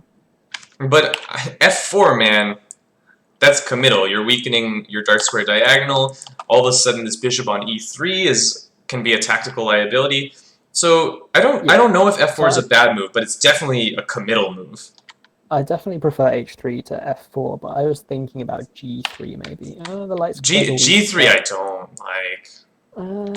You don't have a light square bishop. You don't have a light square bishop. Yeah, but I mean, yeah. Actually, I don't know if I should play that right away. I want the bishop to be on f3. Yeah, that does look scary. The other way around. Yeah, it's like I start like much easier again. I start maneuvering the queen on the light squares, right? I don't think g3 is playable. What about f4 here, f3 here now though? It's legal. Because now you're not threatening. Okay, maybe I shouldn't have played queen d7 then. No, but I mean, yeah. even h3 is probably the best. No, but you're so weakening yourself. Like just look at this. Sorry, I know. Like, say I go bishop h3. Where's this rook going? f2. And now I just go back. Now I play f4. Perfect harmony. Yeah, but like all of a sudden and then I go bishop g. Like yeah, it's bad. So I think h3 was good. I think f4 is a better move than g3. but f4, it strikes me as a little shaky. Rook e8, this makes a lot of sense. You know, you're going to weaken your position. Let's start targeting things. Knight c4, okay, this is logical. And here, black played b5, which is complicated. So he's trying to use the fact that this is loose to say that he's tactically protecting this. I'm not convinced that's true. I don't think this works. How are you punishing this? So I'm going to take. Sure. I assume you take back, right? Oh yeah. I didn't realize you wanted me to play that. And then I take this. Maybe I just jump the knight in after. Well, I'm taking your rook, so you have to take this back. Yeah. Sorry, I forget that I'm playing black here. And then I take this. And what's the problem?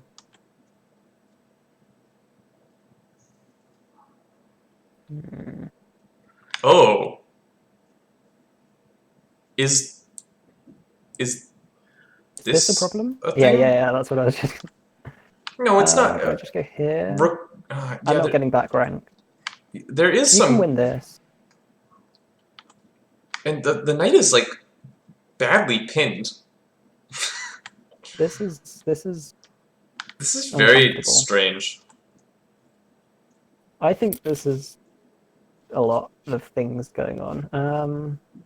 So one thing to point out is that, okay, I'm starting to understand this a little more. One thing to point out is that this immediately fails much worse to this. Or, no, sorry, you take, no, fuck. You take, and you play this. Then I move the bishop. No, right? God, yeah. Okay, can I go? That does drop this pawn. But, okay, does this work?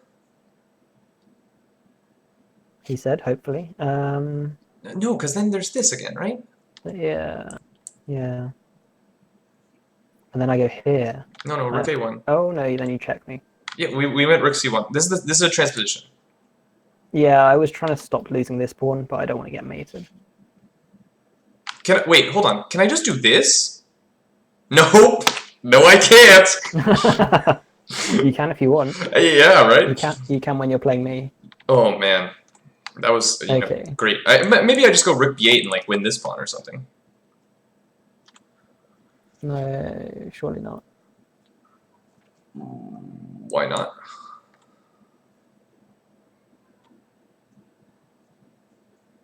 You can't backrake me. Okay. Ooh. Wait. No, there's this, and then and queen f. You take with check. Thank you. No, that's defended. Yeah. Okay. I like this. Okay, this is getting messy. This b5 stuff is a little strange. Okay, what should he play instead? He should move the bishop, right? Can he move the bishop? Does something bad happen on like d6? I don't. Yeah, I don't know if I want to move the bishop. Oh, I don't think you really can, right? I'll play. Wait. Well, because no, I play this. Take that's bishop. That's probably a good move. I just wanted to demonstrate what's happening here. I think this might be some sort of like problem occurring. That's dropping the bishop. Oh no, it's not. What if I do this? Rook b8. Yeah. No, you're right. I blew it. I like just take my bishop. I don't care. I like bishops. You do, but I like pawns. Yeah, that's fair. Yeah, no, that's probably reasonable. Okay, b5 I think is a mistake. White did something similar to what we were doing, which was to take, and take. So he included the knight exchange. Maybe that makes sense actually, because now bishop e2 like really doesn't exist with the knight exchange in. Yeah, this is nice. I dropped a rook. I probably did. Never mind. Rook c8. Rook c8? Why am I not taking pawns? Taking this one? Oh. Yeah, okay. Rook c8. Sure. Rook c1, Okay. Oh, okay. Yeah. bishop d7. Can't I take this and play opposite colored bishops? Like, how bad is this? Do I get this? Yeah, but my point is it's opposite colored bishops. That's my point. But there are heavies. Or are you just trading down? I think it's hard for you to avoid trading I down don't at think you least a can little trade. bit. Black can't. How? What are you doing? Making a move. I don't know. Let me think.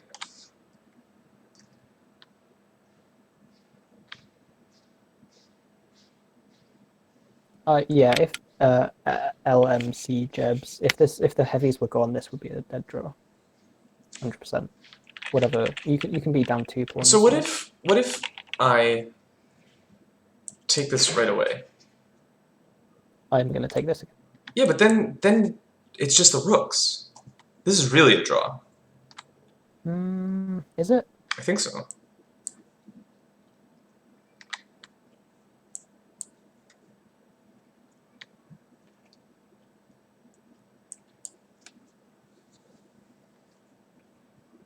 I mean, we could play this for hours. Yeah, I think it's closer to a draw than a win. Yeah, you probably lost some chances, but I certainly wouldn't accept a draw at that point. Oh, of course not. But I mean, if you're black and you've sort of made this mistake, you miscalculated something, you lost a pawn, you have to like buckle down and really try and find your drawing chances. And I think Queen d5 gives pretty good drawing chances. Like you just a pawn down opposite bishop ending. It seems good to me. Rook c1, bishop d7. Bishop d7 strikes me as not correct either because now the queen defends the pawn and we're just losing this c5 pawn for nothing because we can't defend it. Yeah, and this is a okay. So what does black play? Oh, okay, well that kind of forces us into the actual game continuation. Yeah. I was just going to say that there's this threat, and you could take twice here, and then black has to give up their queen. Yeah, and it was found in the game, albeit under slightly more obvious circumstances. Black plays queen f6, hitting this pawn, and white's like, well, if you insist.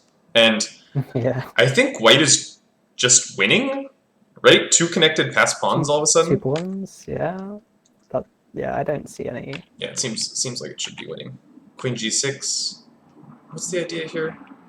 A bishop h3 cheapo, I guess. Yeah, but I mean, you just got g3, right? I wouldn't play g3. I would guard it. Right, we're playing opposite colored bishops. Why are we weakening our light squares? Because I think I'm just going to win with these, and I don't want to play something like this. Why not? Because the bishop can attack it. Okay, I'll move it. Right, I don't want to create weaknesses. Don't play g3. Wait, like in opposite colored bishop endings, you gotta stay strong on the color of your opponent's bishop. When the heavies are on, especially, you gotta keep your king safe. It's so important. So c6 was played, bishop e4. Hello. Subtle threats. Pop. G3. Play G3. Don't play G3. Pop quiz. What would you play? G3. Don't play G3. Don't do it.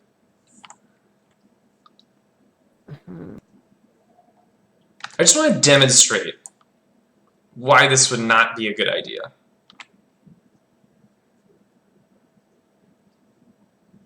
I see you. I see you. Right? Stay strong on the opponent's bishop color. Yeah. Number Man has come up with a nice move, which is funny. It's so easy to see your mistakes later on. He should play queen a2. The bishop on e4 is hanging when you played queen in. Oh, okay. Then I don't play queen in. I play something else. I don't like g3. I just can't.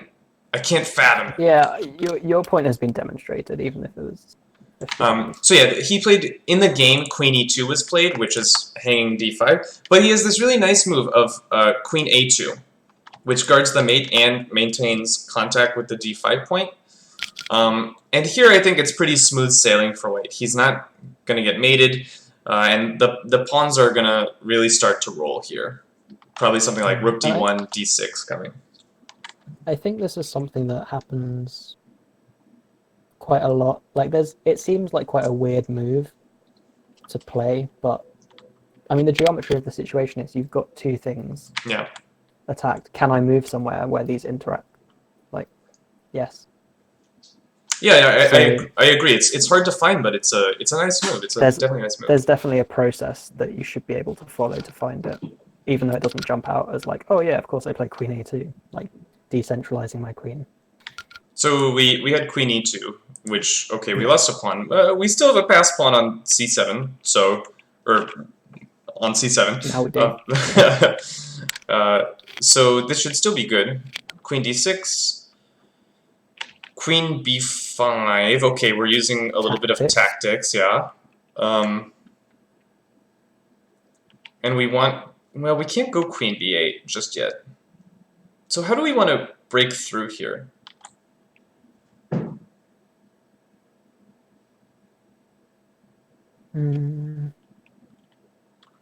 The problem is our bishop so far has not existed. Can we pin the bishop? Rook d1. No, this. Oh. That's probably a good move. That's probably a really good move, actually. It's like very hard for black to make a move all of a sudden. Yeah, this looks like it's winning, actually. I don't really see what. Thank you.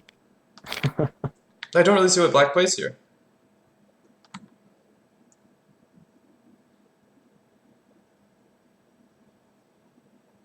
I mean, me neither. That's why I suggested it. I will just explain the point being that the queen is overloaded. Yeah.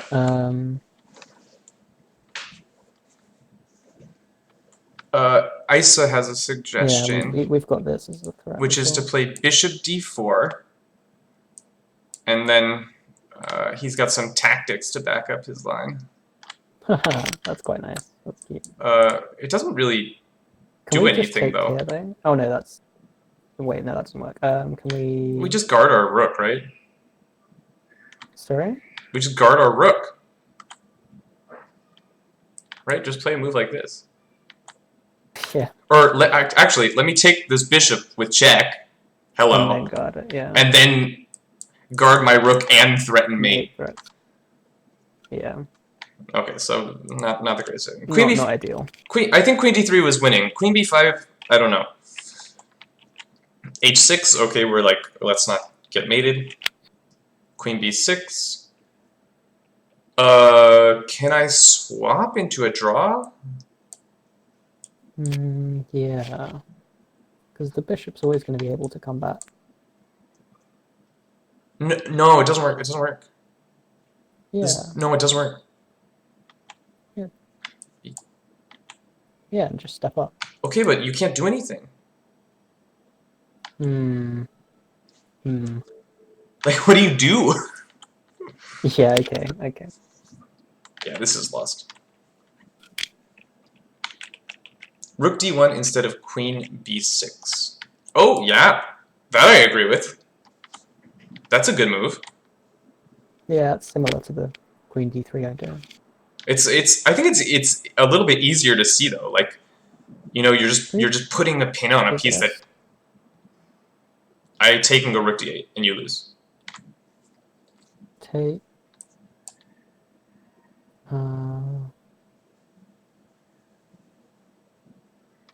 You really lose. Yeah. I promise you. Yeah, that's just winning. Okay, so that was a missed win. You have enough time to see that, right? The position is very tactical. So I think you probably played a little bit too quickly here. There's a lot of tactical ideas being thrown around, you know, with this queen b5 stuff. So you really have to spend your time here. I think you played a little bit fast. h6, yeah, queen b6, probably not the best. Queen a3, okay, I'm threatening the rook. And queen c5 was played. I don't like this. We should be playing rook d1 here. We don't want to be passively guarding our pawn the whole time. The whole point Yeah, of... Yeah, go ahead. Yeah, this alignment issue, like, it's easy to get caught up thinking about, like, oh, I want to promote on c8, but especially when it's like rook versus rook pawn, you can always think about like either side of the pawn as more dangerous in some ways. Absolutely. So I want to... If that makes sense. No, you're totally right. And I don't want to just sit here and defend this pawn passively. I want to actually enter on one of these squares. So like rook d1 just looks like, you know, it's got everything you could want. I think I forced this, don't I? Yeah, I mean, this just looks... I don't bad. exactly see how you win, though. Um, So I want to give the check, but let me include this move to sort of cut the queen out a little bit. Maybe then I drop back. I can still do this.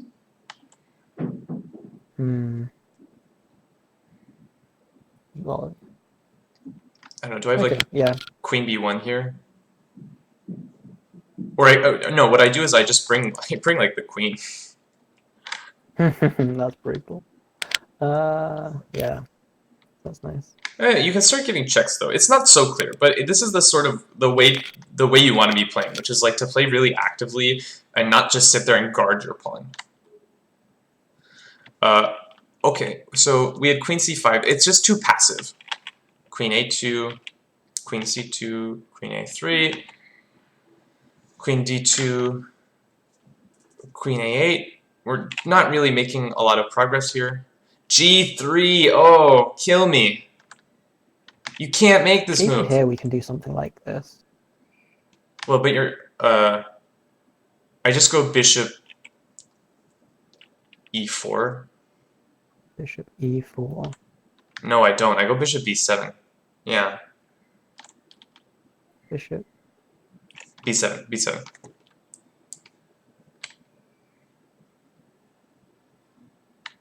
It's not pretty. Look. I don't know. But, oh, I can't calculate. I was trying to play this.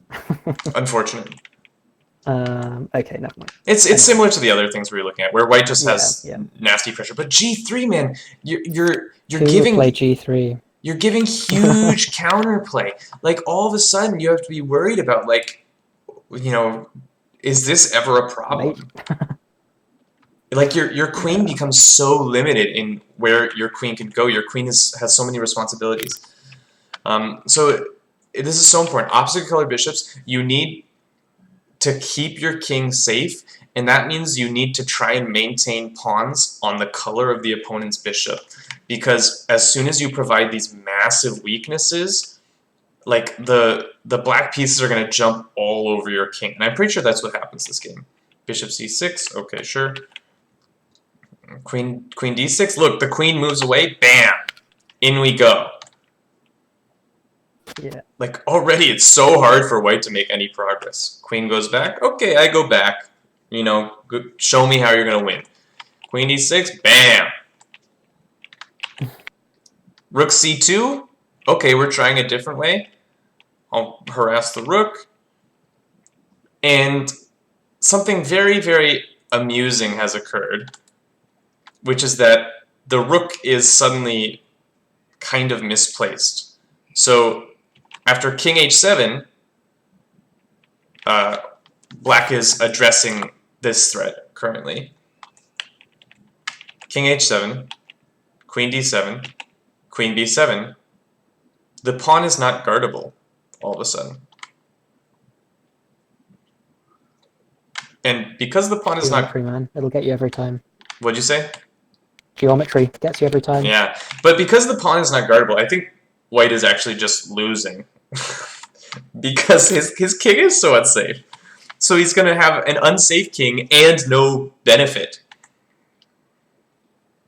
So it just feels like, you know, white was trying like so hard to win, but after g3, I don't know if you can. I think after g3, you might have to just accept the fact that you've made a mistake, your king is too unsafe, and just accept that this might be a draw. I just don't like this move at all. I think it's so unplayable. Bishop b6. Let's see.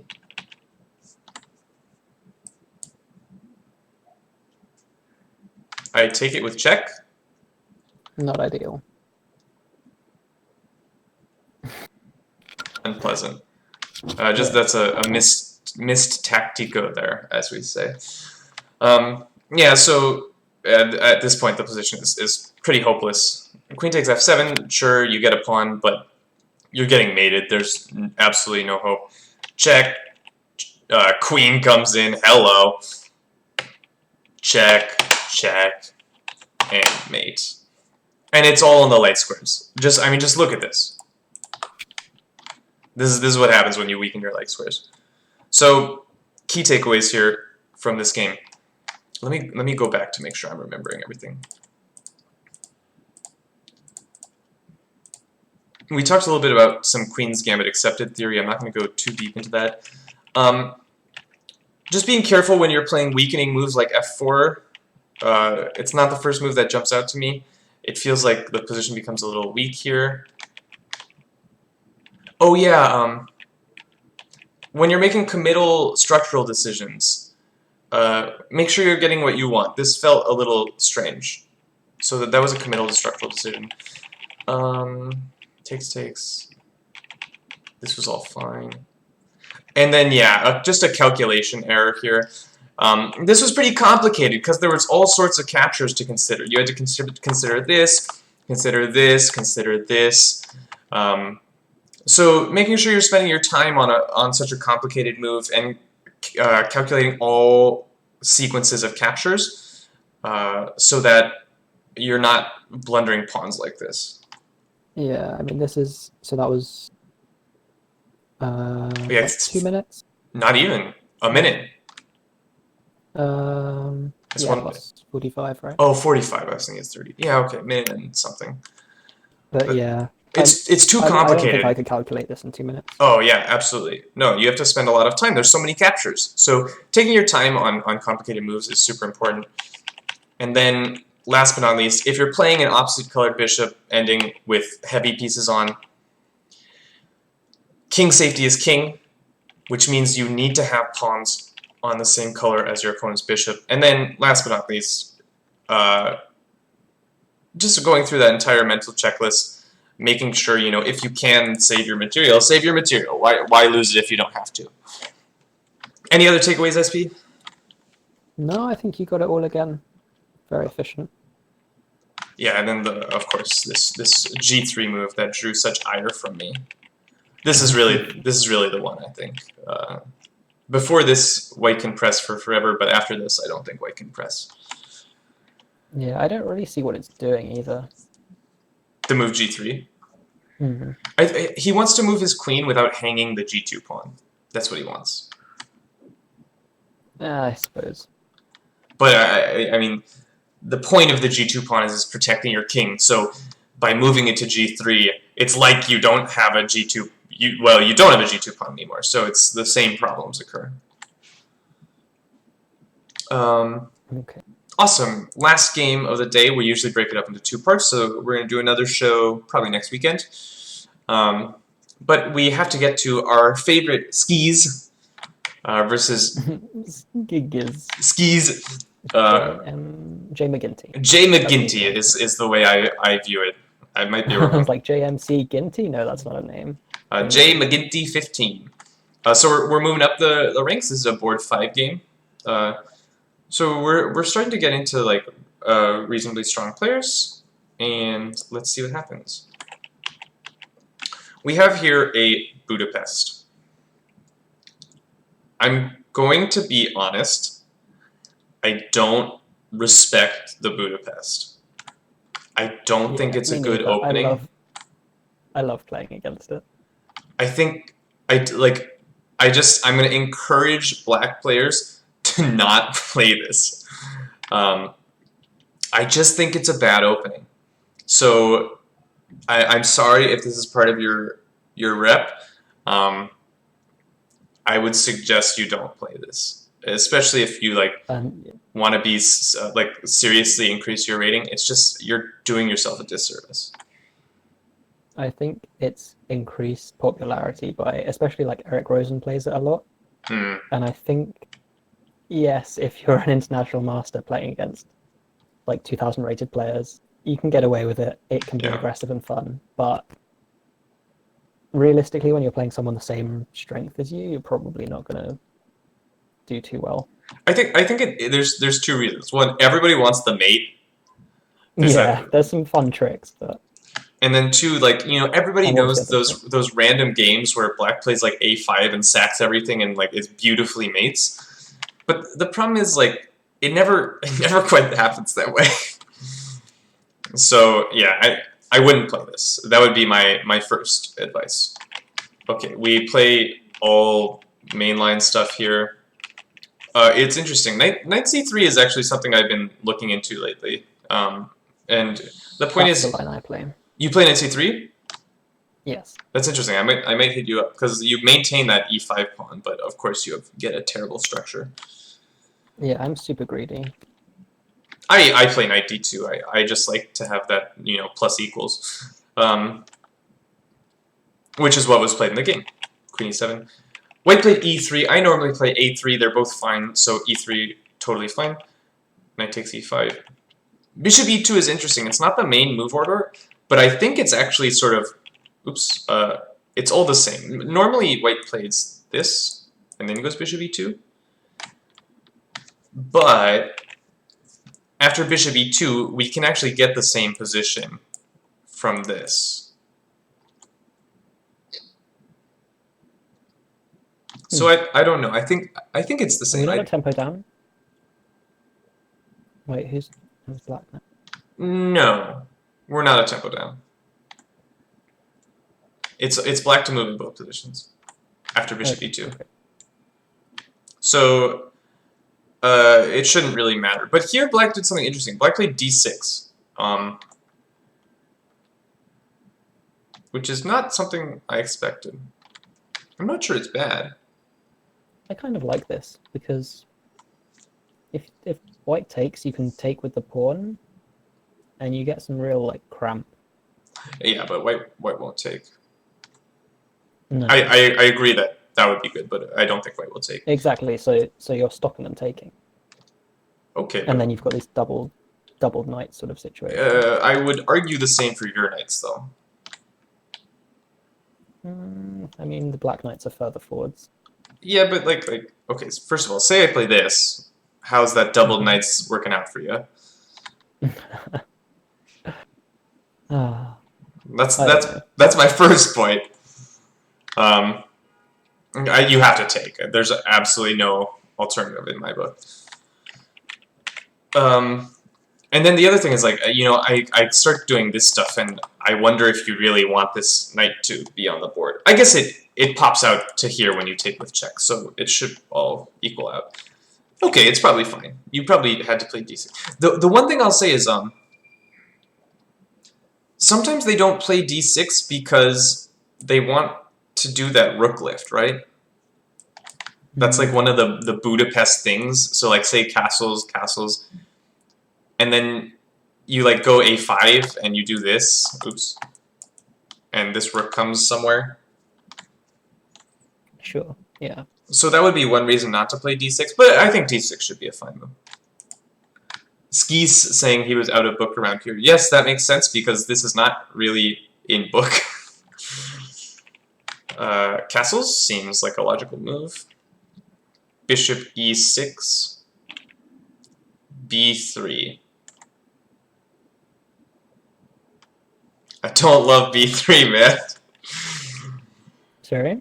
I don't love this move, b3.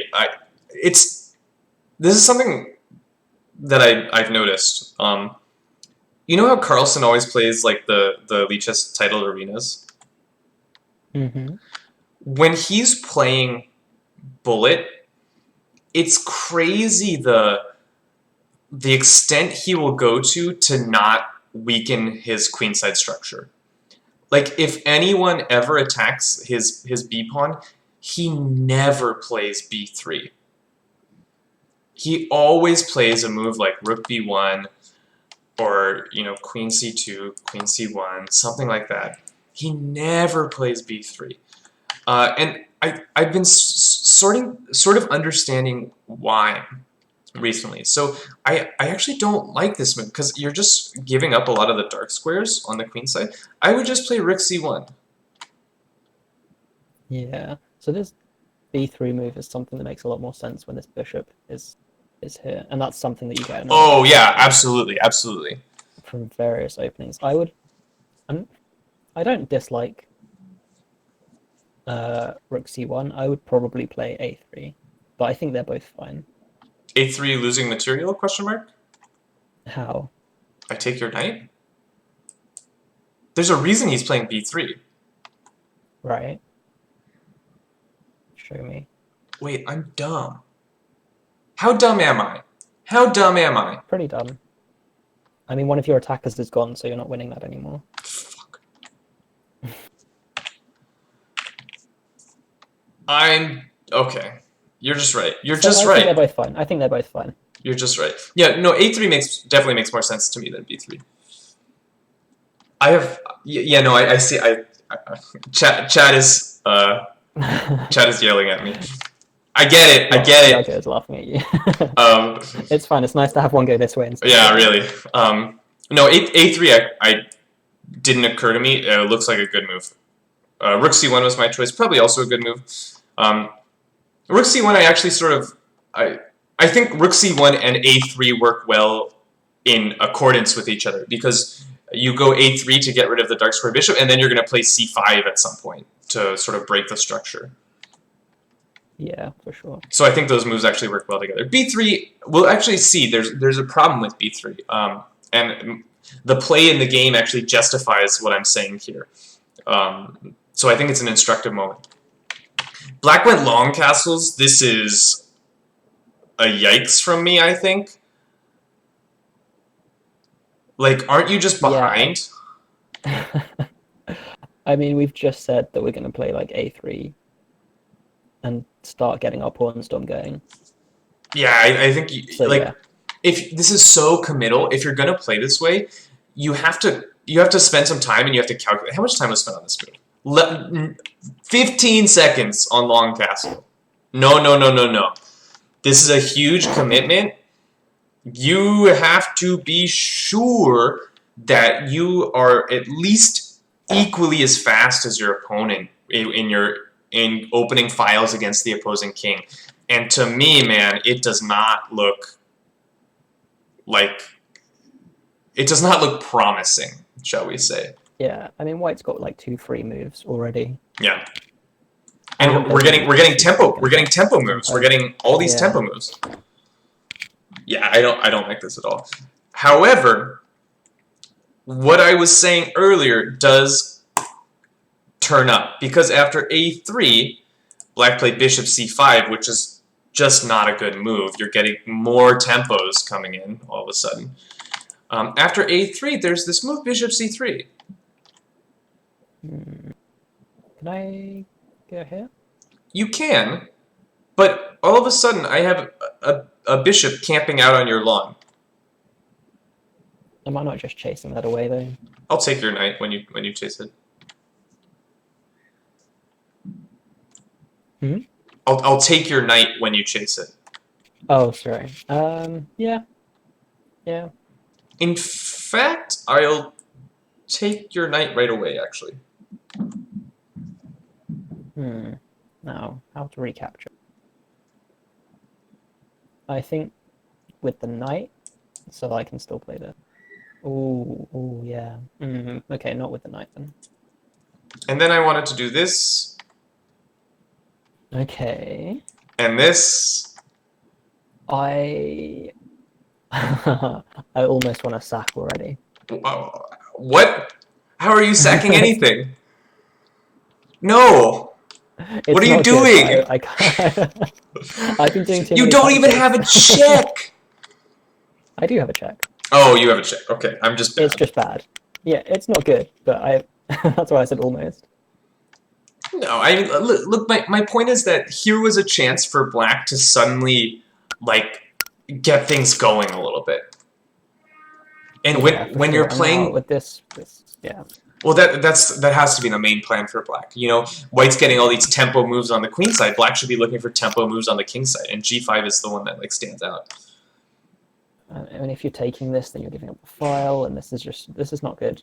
Yeah, no, this I actually think I think this is promising for It's black. maybe, yeah, Well, the yeah. That's position. that's what I meant by it not being good. But Well, I'd say this is also, kind of more equal.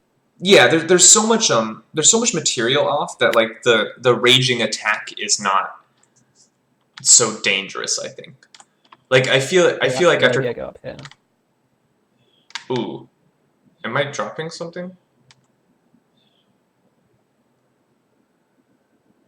Mm-hmm. Aren't I just dropping some material here? As white, As black. I'm confused. Well, how do I save my stuff? Oh, yeah. Yeah. Okay, so not ideal. Okay, so I've Probably actually still the misplayed this pawn. slightly. That was a good move, Queen A5. Oh no, so I go G5 then. There we go. That's the one. Yeah, and this is still free tempo. And then this. Yeah, and we're grooving.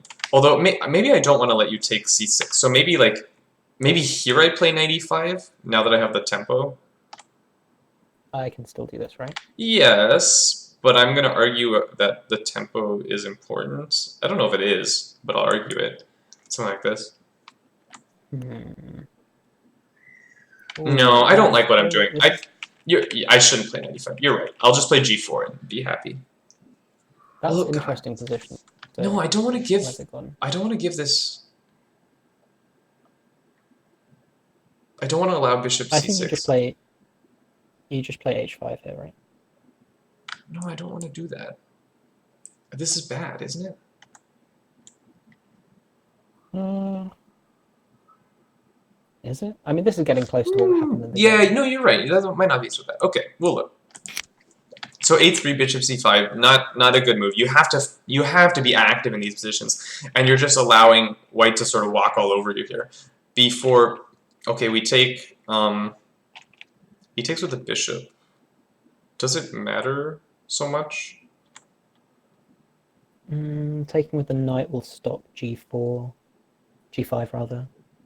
Yeah, it seems a little bit. Maybe he wants the knight to go to b3 at some point. Yeah. No, I feel You can't stop g5 forever because you've got this feels a h6. little bit more logical. But maybe he just wants to take that knight. Yeah. Yeah, okay, that's actually good. He's gonna ruin the structure and create weaknesses here. And now I like what he did. He played a4. What do And you think about something like b5 immediate? I don't know. Let me think. Well, so And now I think we're getting close to the game again. yeah, but We'll probably see this, but I kind of like it immediately. I don't know. Aren't I like coming for you a little bit? Take. Is this? So you want like this, and then you're going to play here. This. This. Tricky. Okay. Yeah. It gets messy, right? I like the move a4 because you're threatening to win a whole piece. It's a good threat. Yeah, we like those ones, right? So black plays a6, and here white goes b5, which is really interesting. I like white totally understands the spirit of the position, so kudos to him. We're not 100% sure the execution is perfect, but like it's absolutely in the spirit. He has a clear initiative. I'm wondering, do I have little cheeky cheekies? What's your other threat? Well, I'm gonna take c6. So, yeah. Mmm. Okay, okay. Mmm. Yeah, that's nice. Okay. What the fuck? That's just dropping a pawn, right? I don't know. You confused me. I didn't expect this.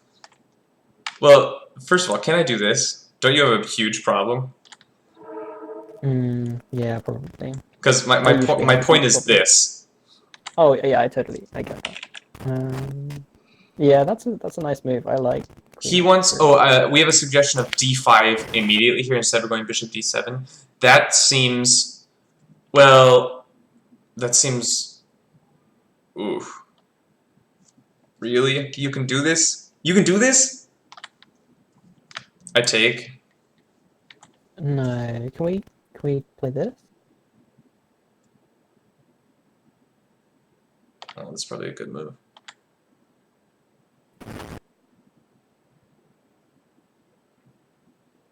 Well, can't. Does this exist? Ooh, I don't, I don't know. a5. Oh no, queen Oh, takes, yeah, sorry. yeah. Hmm. Oh, oh, no. So the one That's fine. the one thing it looks like d5 actually is probably the best defense. Okay. But the one thing I'm noticing is that you are opening this bishop, so I really want to like I want to open the c file very badly and bring pressure. That's why I was taking. I was trying to open the c file, but I agree. Maybe it's not the best way to do it. Although even here, can I do this? How are you taking? First of You can all, just bishop takes. I want to do this. Hmm. Hmm.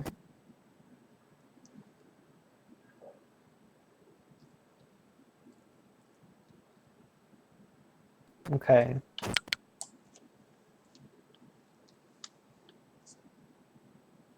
I feel like I'm super moving and grooving here. No. Come now.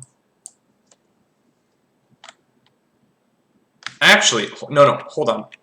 Hold on. Hold on. Ah, that's really nice. That's nice. Okay, do I have to get like, oh, here? It's legal. Okay, well now I'll take here again. I don't know if you want to do that.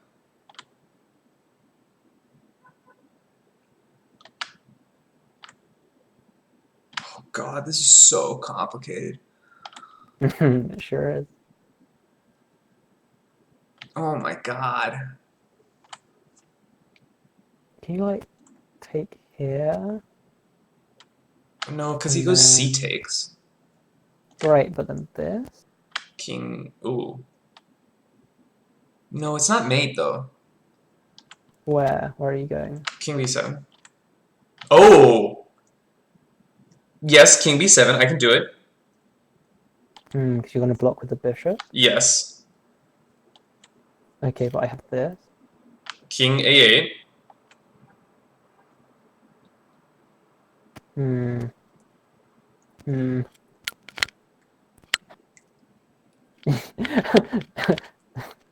Skiz saying, "What on earth is this? Just play simple moves." We have fun.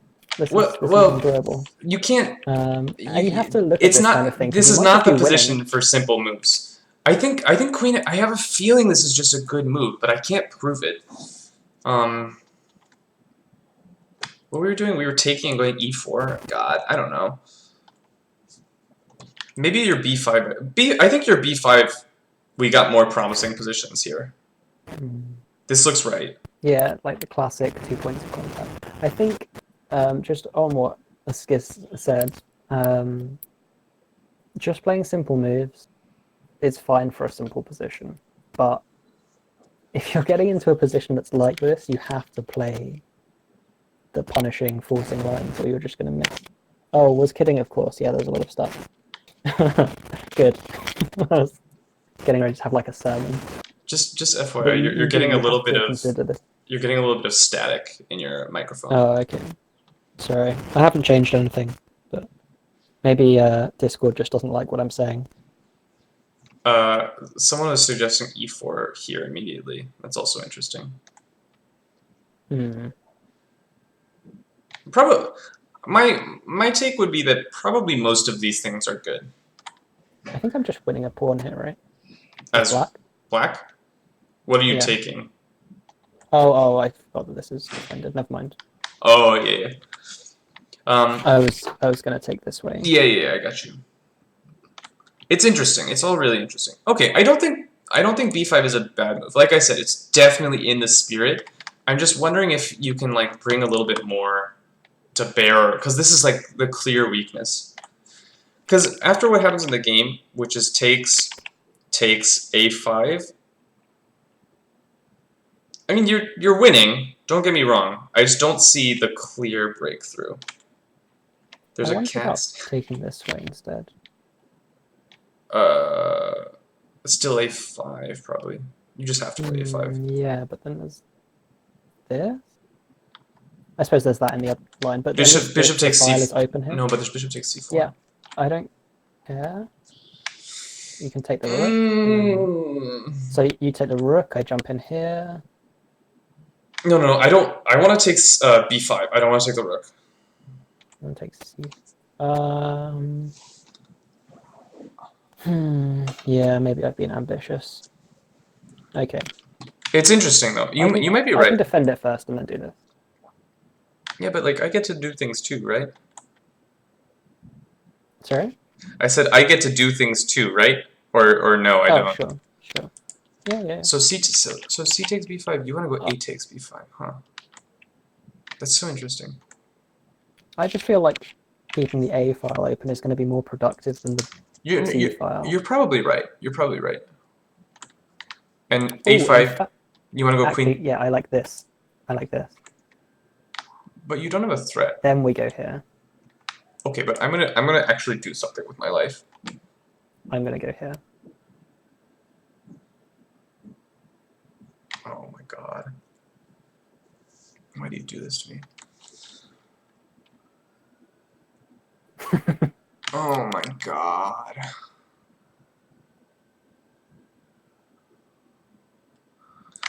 Take it. I'm taking it.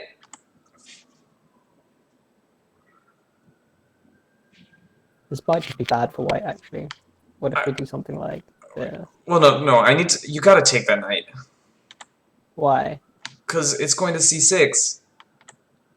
Okay, so.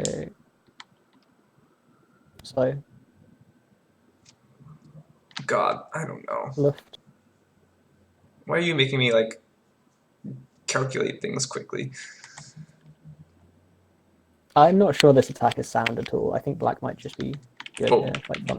By the way, I think the best move here might be this. Take? Yeah, but now your luft is less lufty. Okay, let's go here. I like how we've swapped sides now. You still want to go here? Yes.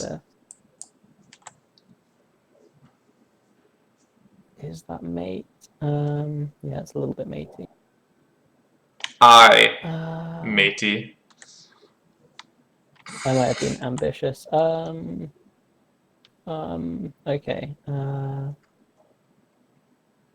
Why aren't you going queen g5? Why are you going queen h4? Yeah, that's probably better. Right, because then you're... In fact, did I just hang my queen? Yes, you did. I hung my queen. Go queen g5. Okay, definitely queen g5. Because now f3, you're going to actually force me to like do something about it. Right. Hold on. Have to push, right? Oh, well, I have a lot of checks to analyze.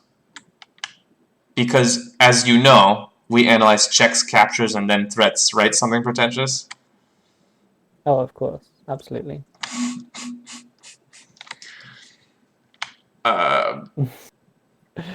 There's no check I want to give. No, I don't want to give a check. I want to go g3. Oh, wait. This is really cool. It's bad, but it's cool. You got me there. Okay. No, but no. Stop being silly. No, but this was interesting, right?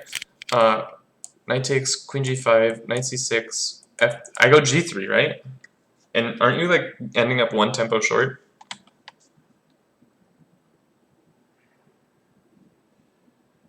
Hmm. Or I'll do you go go King D? here. Why? Okay, yeah, this might not be in time. Yeah, so this is my idea. Queen A8. Yeah, exactly. It's not in time. But that was my idea. No, but you like mate is coming. I think you have to play like King D7, Yeah. and then God, I don't know what's happening here. You Lord don't even help get me. safety. But you're losing like a full Because rook. you might just. You lose a full rook. Oh, No, you get mated. It's mate. oh. You have to block this. Yeah, yeah. Okay. And then what is this? Total mess. Absolute mess. I go E4. I don't know what's happening. Can we actually play this?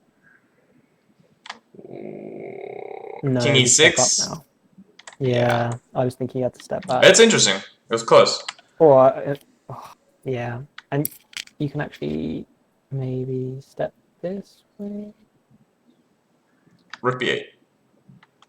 Oh, just kidding. Anyway, I'm getting really distracted. Yeah, that's fine, that's fine. Okay, so lots going on. Skis decided to take this way. I do agree with you. I think A takes is more promising for white because now the A file is closed, and the C file is open, but that doesn't seem as immediately like crushing. Now, as I scan this chessboard, one thing stands out to me. What stands out to me? Something pretentious.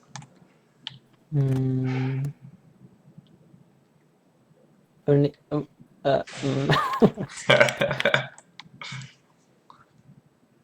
It could be so many things. I'm gonna go with light squares on the king side, for the black king. But You're very close. I was gonna say the C6 square, so you're like definitely right on track. Yeah, I mean, I just look at this huge hole right in front of the king, super weak king. So let me ask you, SP, what piece wants to be there? the knight. The knight. So what's our move? Uh, knight b3. Yeah, good effort. Let's go. I guess knight f3 to d4. Yeah, that seems like. Are we getting pinned though? Where are you How do getting we get pinned? there? Oh, bishop g4. Yeah, exactly. Yeah, I don't want to lose it. This doesn't work. No, bishop Yeah. g4. No, it doesn't How work at all. It doesn't work at all. That's not. Oh, that's not mate though. That's a perpetual. Well, if you take, actually, you can just Okay. you just take. Hold on, I miscalculated. That was bad. Yeah, I don't know how to get there because the bishop's covering everything. I missed bishop g4. I'll be honest. It's a tricky puzzle. Huh.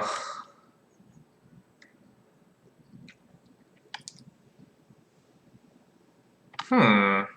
How annoying.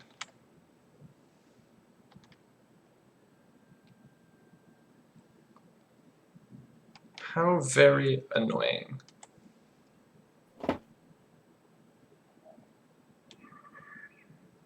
God, there's really no way to get this knight to c6. I think we have to somehow disrupt the light square bishop first. That doesn't seem feasible. I don't know if it's possible.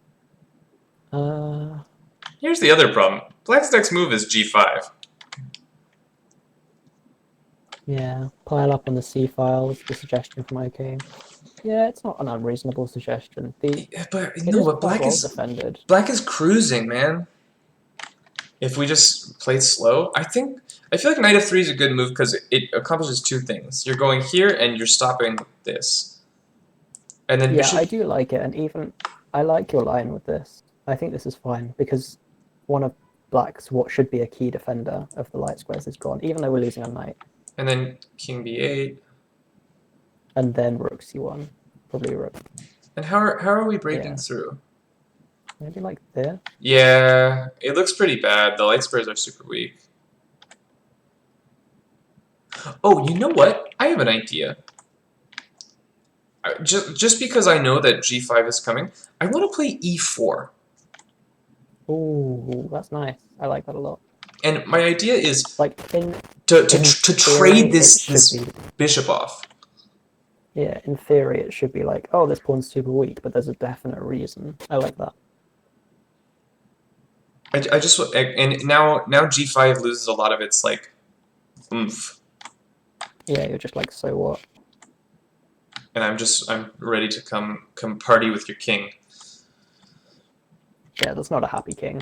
No, I think even here though, white should be totally fine, or not even fine. White should be just cruising.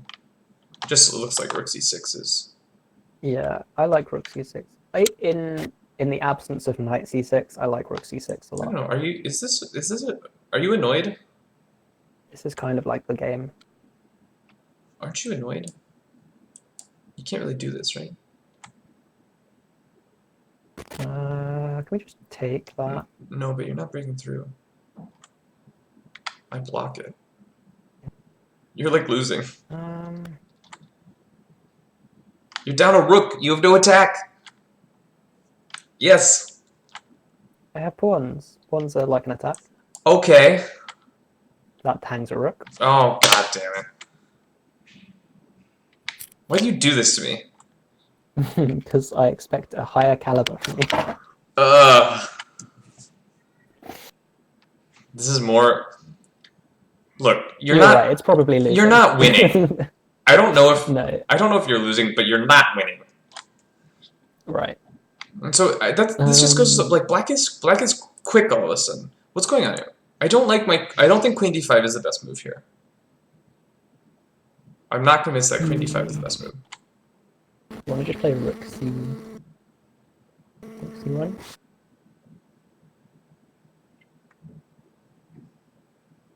Because you're kind of wasting a tempo. Yeah, queen d5 is wasting a tempo, right? Yeah, so just play rook c1 is a better move. And if he wants to take, he can take. And I'm going to pretend like I'm not worried about queen e4. Because I'm not. I'm just not worried. I'm not worried, actually. I go here. I was looking at queen c2, but that might just be too tradey. Yeah, that's too tradey. No, because here, this is fine. Or even bishop g3. Drop the bishop back instead. Yeah, but then h5 comes. h4. Ooh. I'm pretty solid. Yeah. This is a way to play. I think white's doing very well here.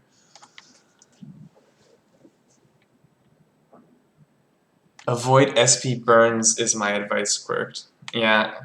But whenever SP burns me, I deserve it, so that's fine. Okay, anyway, this is all neither here nor there. White played queen f3. I just really want to get that knight to c6, but somehow it turns out it's not really happening, which is unfortunate. Can't always get what we want. Yeah. Queen e4, knight g5. That doesn't work, that's just a trade. King b8, yeah, seems necessary. Exclam. Exclam. Okay, so the queen has taken up residence on c6. I'm not sure I love this. It's a little hard to break through. Yeah, h5. h5? My man! Tempo moves! Tempo moves! That's what it's all about. You get g5 and h5, and you're ahead of schedule. 2 for the price of 1. Yeah, this is a big miss, I think. I actually remember this. I actually remember this in the game, and I think the idea was it's kind of like a trap. So you're not as obvious about it. Maybe they miss that g5 h4 wins the bishop. Do I have to do a hope chess speech? It's not hope chess because you're going to play the same thing, right? It is hope chess after white plays knight f3. Valid point. What about bishop g4 again? It's not pinning, so now the knight is going places. But now we get g5. Oh my god. Isn't this the game anyway? Pretty much, I think. Oh no, he played f6 first. Let me look at this position a little bit.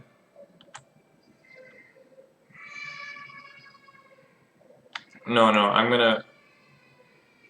I'm gonna set you up for something. I'm cooking something in my kitchen for you. Wait, am I? Sounds like it's a crying baby that you're cooking at the moment. God damn it. I'm not quite cooking what I want to be cooking. Oh, wait, no, that doesn't work. I was like, this, hello? But this doesn't work for, actually, I think, multiple reasons. But just f6 should be good.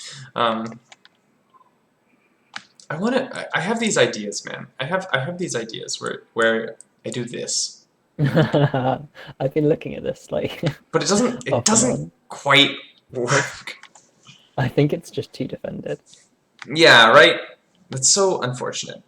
Okay, I go knight d4, because that's a normal human chess move to make. You go g5, because of course you do. Oh, there's a cool move. There's a cool move.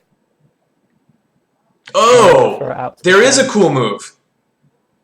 I see you! Chat, white to play! I don't know if it actually is good, because we're still losing our bishop, but still.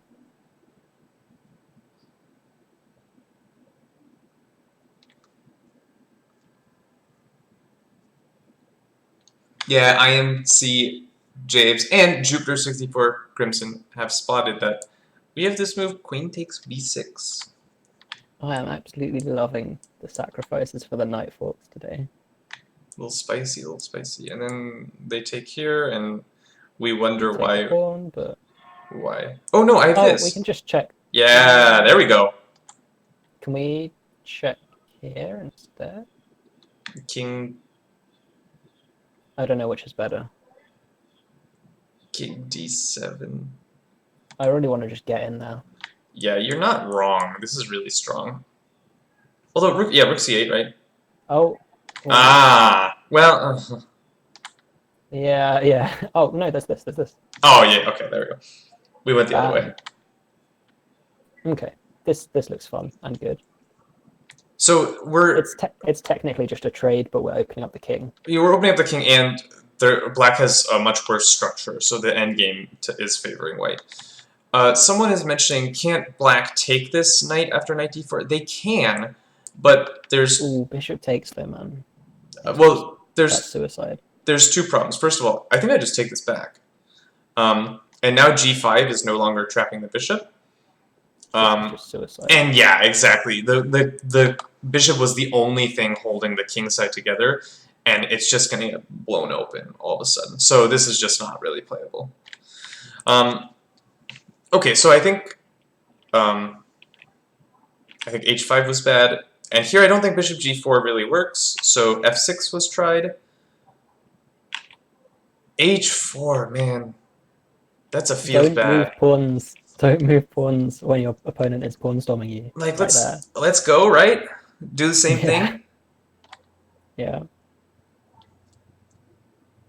Yeah, knight d4 just looks like a good move. Yeah. Okay, so h4. h4, man, you make me want to do it.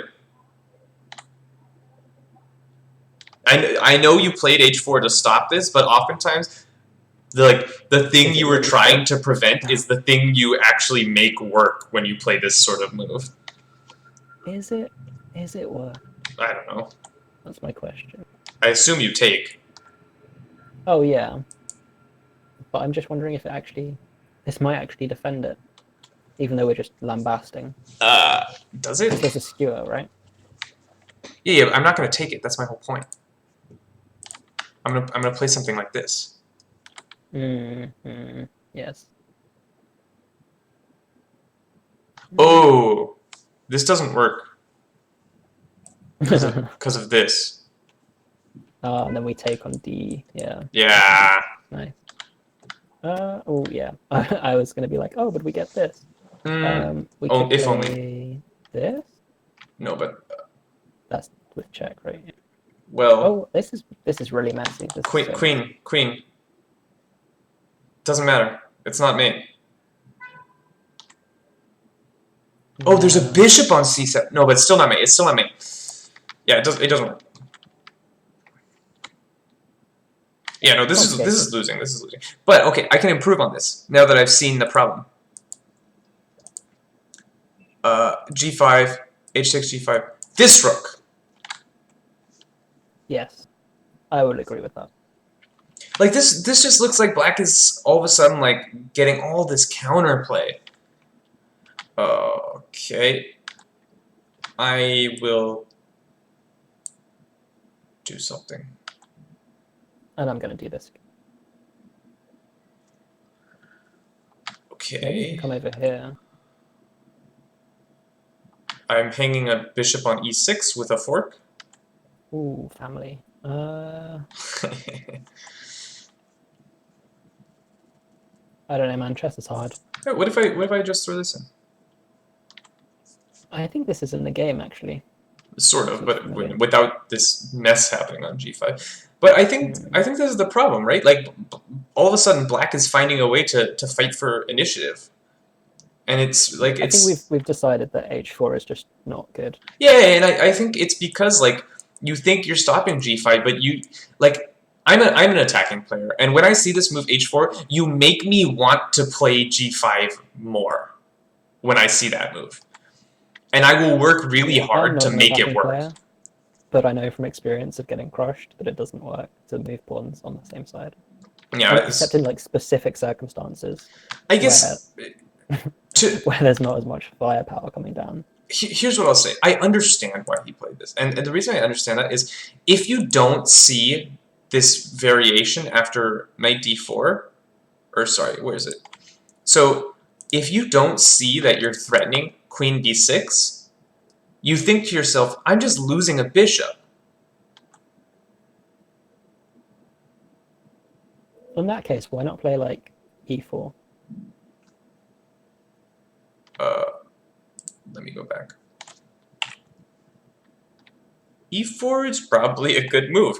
Yeah, no, I agree. e4 seems like a better move than h4, 100%. Yeah, I actually really like e4. With the same thing where you go like bishop e3 and you trade this off.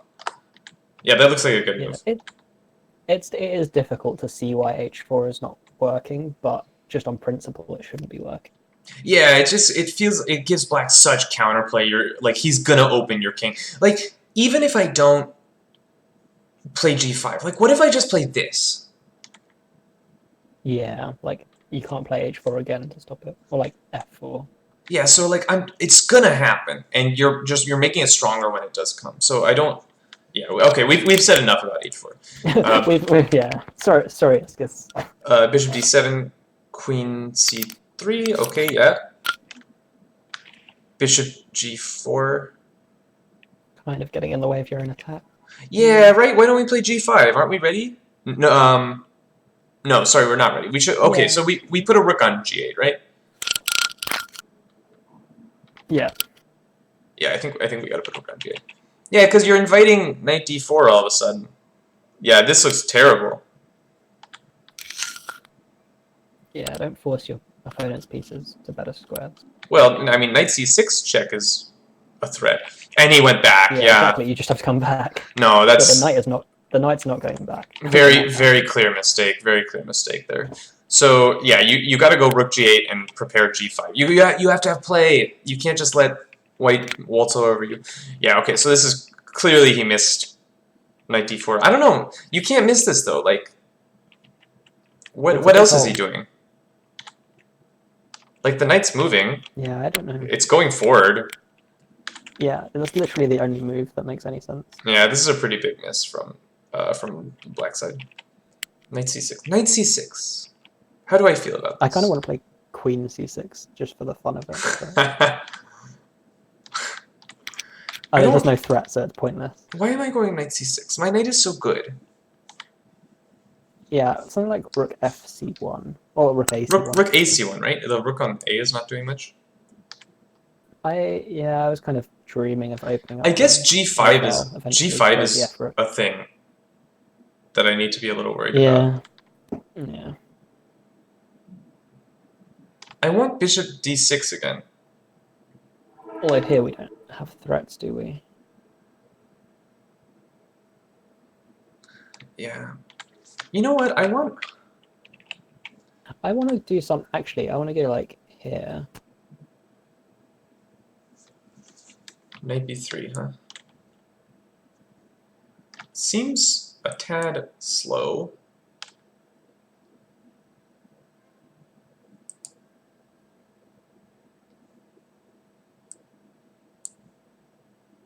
But here I do think I can play this. Can you? Uh, Can you, my friend? can I? Can I? Oh, yeah, this looks really bad. Mmm. Hmm. What have we learned about playing g3 when we don't have a light square bishop something pretentious? No, that just hangs a pawn. Yeah, that's terrible. Okay. That doesn't hang a pawn. Um, That hangs everything. Right? sure. Like, hello. Everything includes a pawn, so Come to the party. I mean you can take it. Yeah, but why? Basically Why? mate. I'll mate you. Because it's basically mate. Oh, is it? I didn't calculate. Oh, it is basically mate. Okay, fine. You're right. You're right. That's a good move. Actually, how many? Oh, whatever. It's terrible. It's Yeah, terrible. okay, we're getting distracted. Um, Yeah, yeah. let's not don't play that. Black has Um, threats. Is my point. Black has threats. okay. Maybe do I still want to play e4? But yeah, I was actually looking at that, right? Because it's hanging, but I don't know if you want to take that. It feels a little bit besides the point. Yeah. I mean we're losing this as well. No, but come.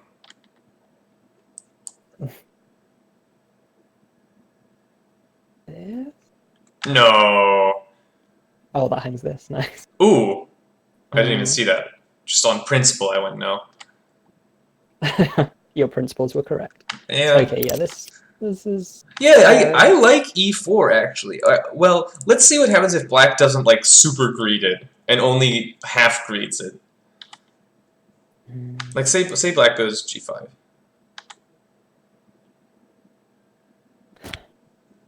I have a feeling this is just still a problem.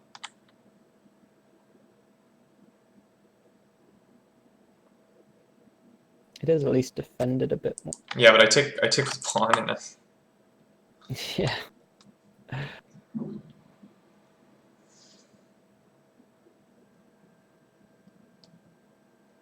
this is getting no.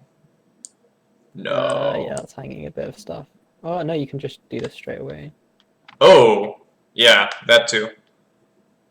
Okay. Yeah.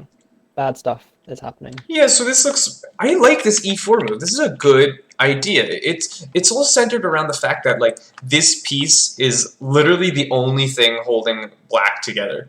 And so something potential has come up with a clever way to try and trade that piece. Let's look at the game. So knight c6. I don't know. This feels wrong. We're trading off such a monster knight. It's a little bit premature, yeah. And he takes with b pawn. That's interesting. So he wants to like I go can see rook why. b1 and sack. Yeah. It opens up the b file. You've got like definite threats on b7. Yeah, and if I don't take hate it. with queen, bad things start happening, right? Oh yeah, I don't like taking with the queen because this is like now it's solid for black. You've got no Yeah. light square bishop. You're not getting in. I think e4, man, that's such a good move. It's so unintuitive, but it seems like it's a really key move. g5, h takes. I actually like h takes. I want to keep the g file more closed. So I like this move h takes. I think it's correct. Like if instead here, then like the g file opens. Yeah. And h3 is coming quicker. Yeah, h3, rook g8, like, and the problem is if you go g3, then you just don't have a piece. Sad. Sad. So okay, I think hg5 is correct. I wonder, is fg5 correct? based on what we just were talking about. You want to play like rook over? Or Yeah, something like this. we take the tempo. Yeah, I don't think I care. Yeah, yeah. Is this suicide? I assume I'm sacking. No, I won't Sacking sack. where I won't though? sack. I won't sack. Okay, but I think you might be slow. Oh, actually, I want to use this rook. Okay. Oh, do I? I'm not sure. This is kind of slow. Okay, I have an idea. Okay, show me. Bam. What?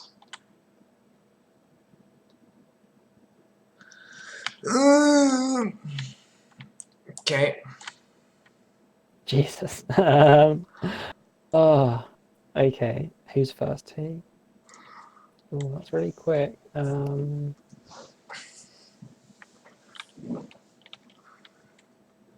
You come into tango, Okay, SP. okay. Ooh, okay.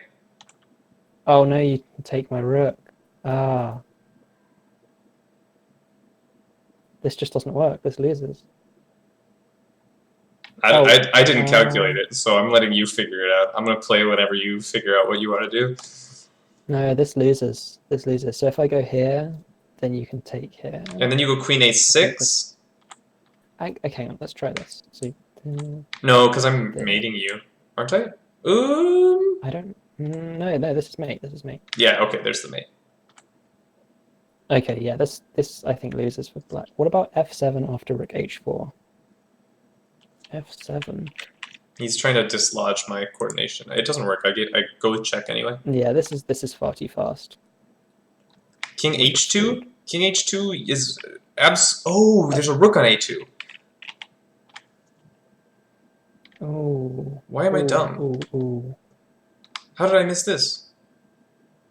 I ignored the existence of this piece.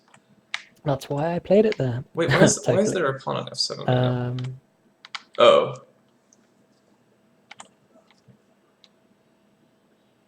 Yeah, no, black loses. 100% black loses here. Okay, this is some wild stuff that we're doing. I think I didn't play this super well. I just, like, in these positions, I always ask myself, like, it's not about the material, it's about what files do I want to open. So I'm wondering, like, do I want the the G file open, or do I want to take here? Because then I keep the pawns and the pawns can roll, but the G file is closed, and I kind of want that open. I want to look at this one more time. Queen e4, f3. Do I have something like this? I don't think so. No, right? It just doesn't work. Okay. Yeah, well, I thought you'd take the queen. Queen is safer. Queen is safer? Probably. Well, no, I'm getting mated. I'm just going to mate.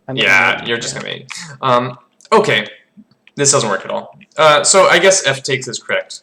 But if f takes is correct, that makes me think that you're losing. Bishop h2. Skis has to go. Sorry, Skis. We will catch you later. h4. Black is doing the only thing he can, but yeah, I mean, like we demonstrated, this is just such a strong threat. So king a7 played. Rook b5 with subtle threats. I like this. This is a nice move. And now king a6, guarding the pawn again. Queen c4, king a7. And here, white finds something really interesting. Does this work? White goes rook takes a5.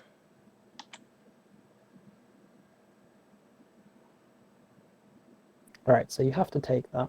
This is really interesting. If you step back, then. So yeah. So I just want to show this. There's a nice little attraction. Yeah, nice. Anyway, yeah. So you take that. Queen b5.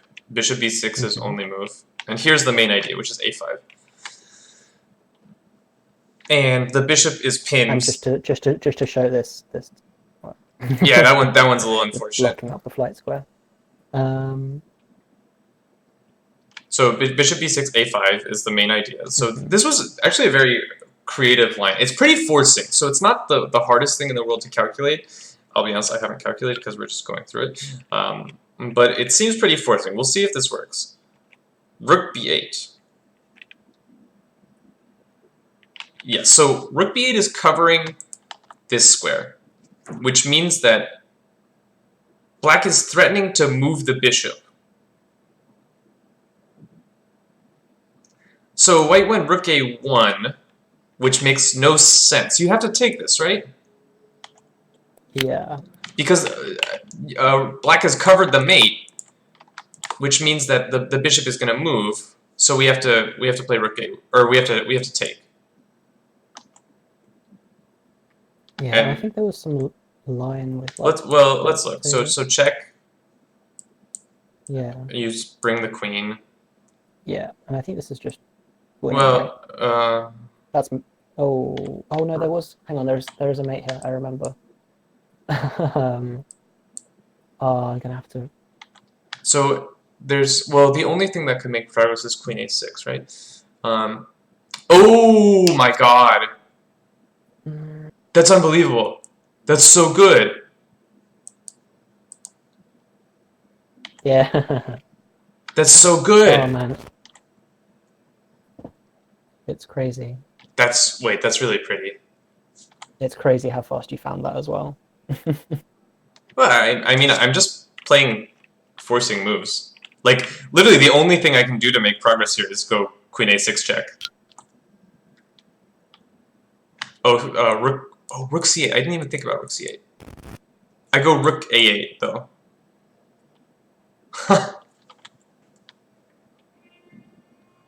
Yeah, that's a. This is and queen e6. Expect.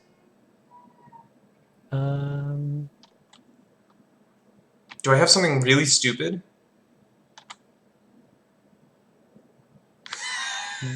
Yes. Unbelievable. That's so dumb. That's so dumb. The point is this. Does it even work? I don't think it works. God damn it. Wait, it might work, King d7? So you have to... Yes. Well, you could go king What did you d6. play here? God damn it. It doesn't work. That's so sad. Wait, I'm sure there must be something. Well, rook a8, I played rook a8 very quickly. I was pretty sure that was right, but maybe I'm wrong about rook a8. Oh, here. Easy. Oh, yeah. There you go. Good call. That's fine. I was so happy. I wanted bishop d6 to work so badly. Quick, sack everything. This piece has just been rotting away, doing absolutely nothing for our attack, and I was so happy to like brilliantly involve it in the attack, and then it doesn't work at all. It's sad. Okay. So in summary, yes, this does work. It's force mate, I think. I don't really blame the white player for missing that though. That one's tough. I will blame them, yeah, however. Especially like queen b7. Yeah, that's tricky. I will blame them. I'm sure they looked at a takes b6. It's just rook a1. Like, it's very clear that this doesn't work because black just like moves their bishop, and there's absolutely nothing. Like, what are you gonna do? So, I think like even if you don't see the continuation after a takes b6, you just have to play it. Like, you don't have anything else. Hello, And Satish chess. Bishop takes e3. Yeah, that was takes e3. Exactly, that was played in the game. And I think there was actually a really cool idea with bishop d4. I mean, it makes I can't sense. remember if that was better or worse. It's a fork. I think it was. Well, not a fork. It's a double attack. Yeah. No, that looks good. But yeah, I mean, so this is a miss here from the white player, but it's tricky. But I think the takeaway is like sort of you can use elimination here, and you can realize that rook a1 it just loses. Like it's not so hard to see that black moves the bishop and there's really nothing. So you just take b6. Like if we got to like this point, and then white. If we like got to this point and white like resigned, I would get that. But playing rook a1, I don't get because it just loses pretty much. Does that make sense? What I'm saying?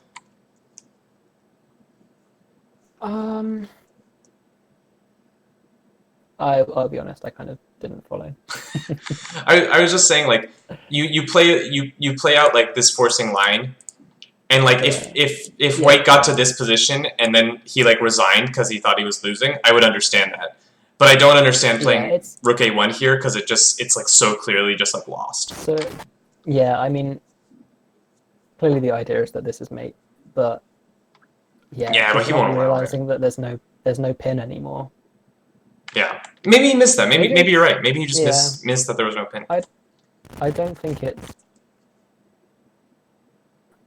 it's like unforgivable. The other one is much easier to forgive. Like if you resign when you miss queen b7, because that's difficult. Of course. This is the kind of thing where like it just slips through. You're like, I think if that is the case, it's sort of a lack of attention to like what your opponent's doing, because he played rook b8 like not for nothing. It covers this square, so you have to pay attention to what your opponent's doing as well. But okay, let's cruise on through. Rook a1 takes e3, queen e2. Yeah, I mean we're all of a sudden we're going in reverse. Bishop takes f2 check. Oh, our bishop was pinned, huh? It's kind of awkward. Maybe bishop takes e3 is just not a good move then. Yeah, I think bishop d4 is best. Even bishop c5 though, just keep the bishop on the board. Anyway, takes king a8. Subtle threats. Yeah. Why aren't we playing aggressive? Why aren't we doing this and guarding the checkmate with vigor?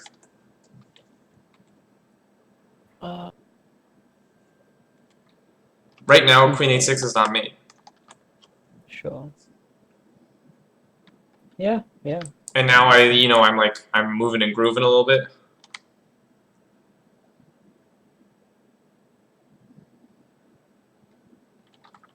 I'm moving and grooving a lot, maybe. What about this now, though? Oh. Okay, I can guard. I missed bishop g1 though. That's wait. You couldn't guard before though. So wait. Oh, but you've already played this. Yeah, because then you'd have to swap the queens.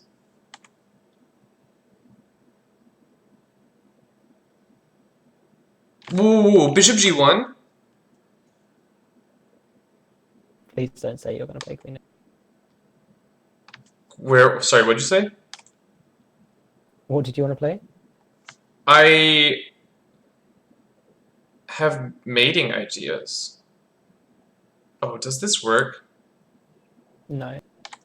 Okay. Surely not. I have mating ideas. This doesn't work. I have mating ideas. I have mating ideas. Oh no. What about? I have mating ideas. Okay. I mean, I'd probably lose. This is probably a draw. Okay. Why is this a draw? Because I have enough material. How are you gonna? You have enough material? Oh, you're just gonna pin me.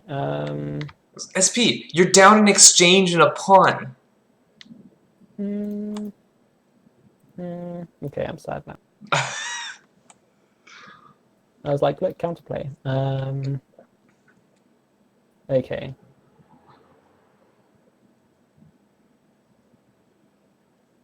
I don't know. I think I'm winning. I think black is mating. I'm gonna put the engine on because I don't trust myself. Yeah, -6. -6. It's probably that line that you came up with queen b7, where you're just losing the ending. Queen. I'll lose. Let's double check. That's mate.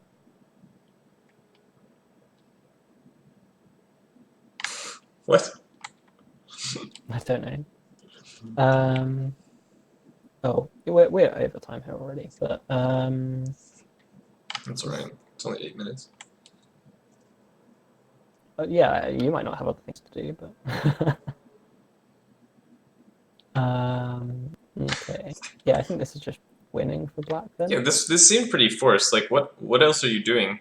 I guess you can give the check before. No, but then I just go back, right? Yeah. Or do I even go back? Oops, sorry.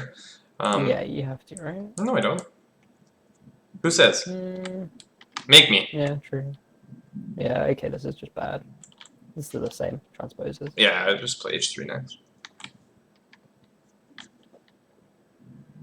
Yeah, Okay. this is nice. I think it's like it's hard psychologically. You like the black's been like attacked and attacked and attacked, and then he sees a threat and he's like, oh, better guard that threat, because that's like where he is in the game. Like oh, I'm on the defense.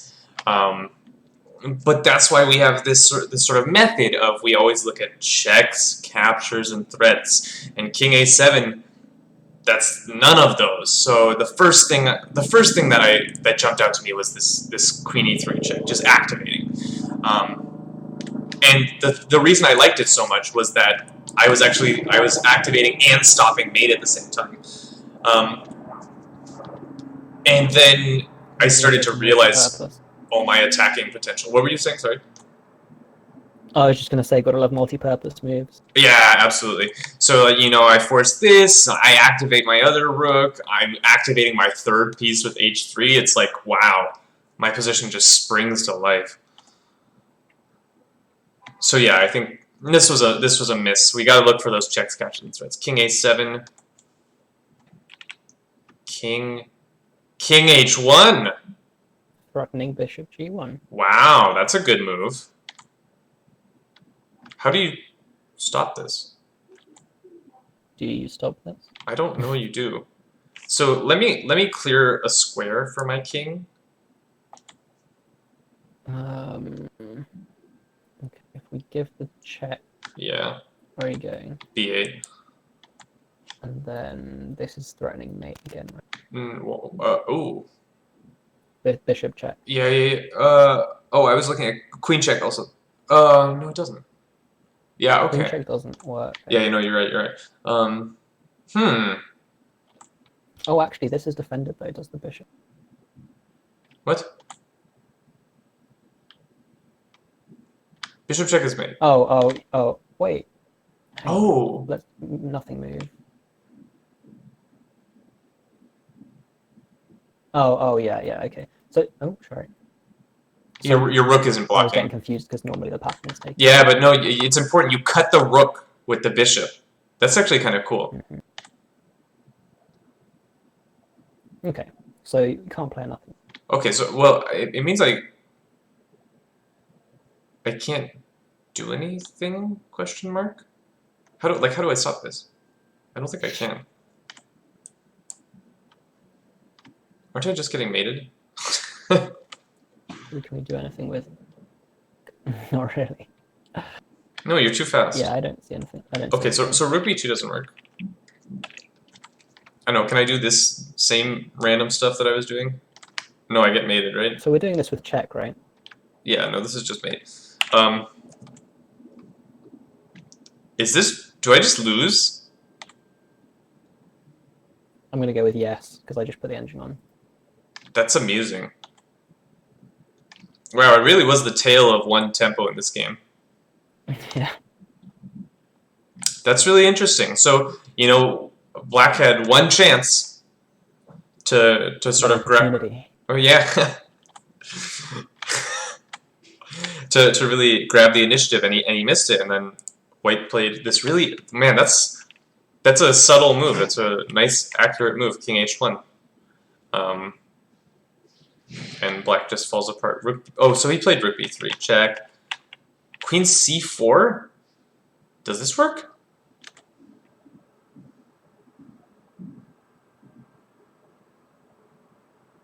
I mean, it's not a subtle threat. I guess after you move the rook, you go queen a6 again. Now, queen a6 just seems more direct.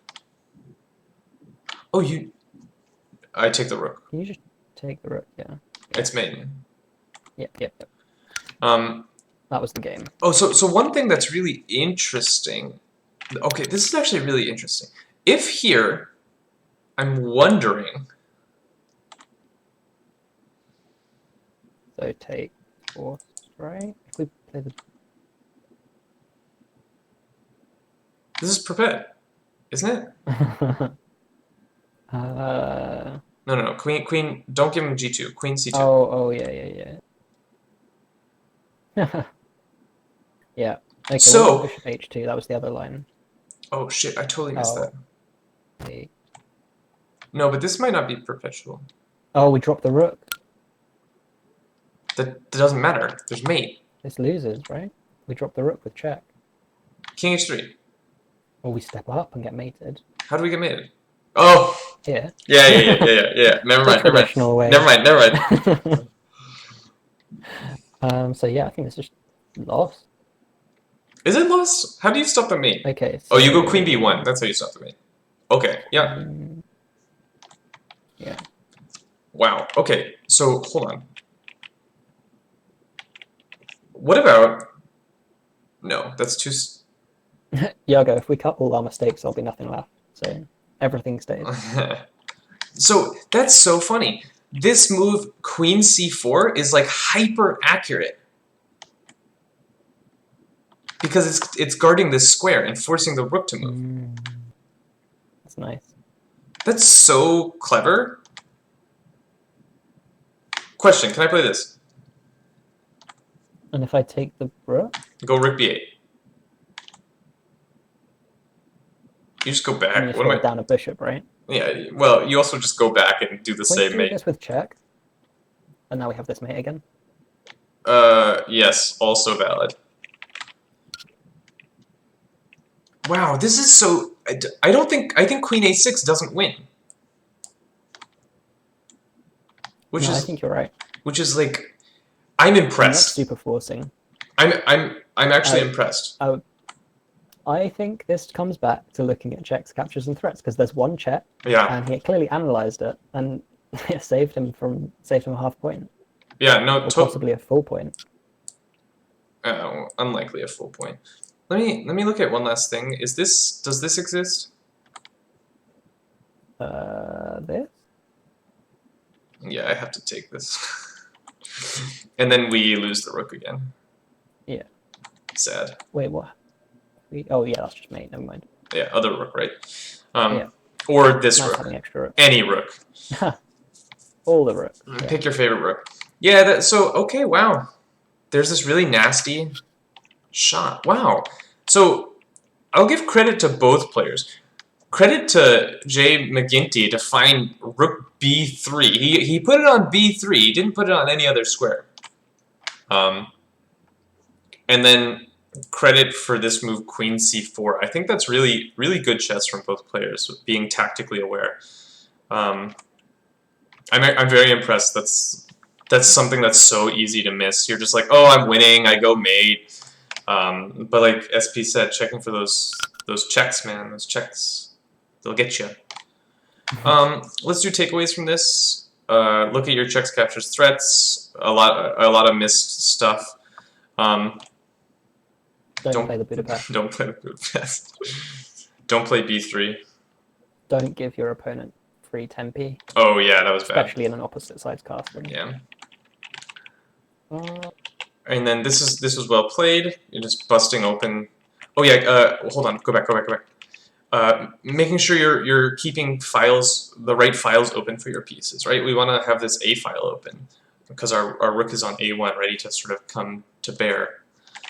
So picking the correct files to open. And then I what like did, what this. did we suggest here? Did we want to E4? play knight f3? Was it it was E4, right? We don't have e4 in our analysis here. Oh. E4 later. But yeah, just trying to find ways to maximize your pieces. Like this bishop isn't doing much. It would be a lot better on e3 to trade this off. This knight wants to come over to d4, although maybe we're a little bit worried about bishop g4, so that's a little bit forgivable. I don't know, I think knight f3 is great, but okay. King e8, queen c6. Oh yeah, and then tempo moves, right? You're racing, you want to play moves with tempo here, so g5 was a big one. And then, oh god, that's not the line. h5. And don't move pawns in front of your king in a race. Yeah, definitely. And then, oh yeah, like think about what your opponent's gonna do. Knight d4 is coming, so this move doesn't make any sense. Everything else, I think, was pretty logical. Yeah, it was a sharp game, but I think both players acquitted themselves quite well. I think it's quite a high standard of game. There were obviously errors, but I'm quite impressed. Yeah, no, this was a good. And then yeah, rook takes e5. A lot of creativity, a lot of good calculation here. The line is long but forcing, and this is the sort of line that I want to encourage, like lower rated players. Like these are the sorts of lines that you should be able to find, because it's like check. I force an only move here, like just such a massive threat forces an only move. I'm forcing. Well, I don't know what I'm forcing. I am forcing an only move, right? I don't see any other way to play besides rook b8. I guess you could try something like this, but this just No, looks then you like... just drop. No. This is. Oh, yeah, good point. Okay, you know what? I take it back. There's a little bit more branching here going on than I gave credit for. So this was really creative, and it was a good calculation. I want to see how much time he spent. He only spent 3 minutes on this? I think he'd Wow. been thinking about it for a while. Yeah, but it's not the same. Like, of course he'd been thinking about it, but it's different in this position. Yeah. Maybe he played it a little bit on intuition. I don't know how else you're breaking through. I don't know. I would calculate for like 20 minutes though. And you'd find queen b7. Hopefully. I think you would. You found it in about 2 minutes this time. 2 seconds. Yeah, but I mean, would I find it, you know, like 6 moves down the line? Don't know about that. But yeah, it's either way, it's creative, it's good tactical chess, looking at your forcing moves and not giving up, continuing through the end of the forcing line. And then we missed the continuation, but okay, we've talked enough about that. Any final comments, something pretentious? No, I think it's a good game. I think all 3 games were good. I mean, that's why they were nominated. They were Absolutely. fun and instructive. Well done to all the players, really. I don't think anyone had a bad game. No, absolutely not. There was nothing where like one side just got steamrolled. Yeah, it's some interesting stuff, interesting chess. Thank you. Thank you all for watching. For co-hosting. It's very fun. We will be back probably next weekend to do the remaining top boards. And that is all we have for you today. So enjoy your Sundays and hope to see you all next week. Toodaloo! Bye bye.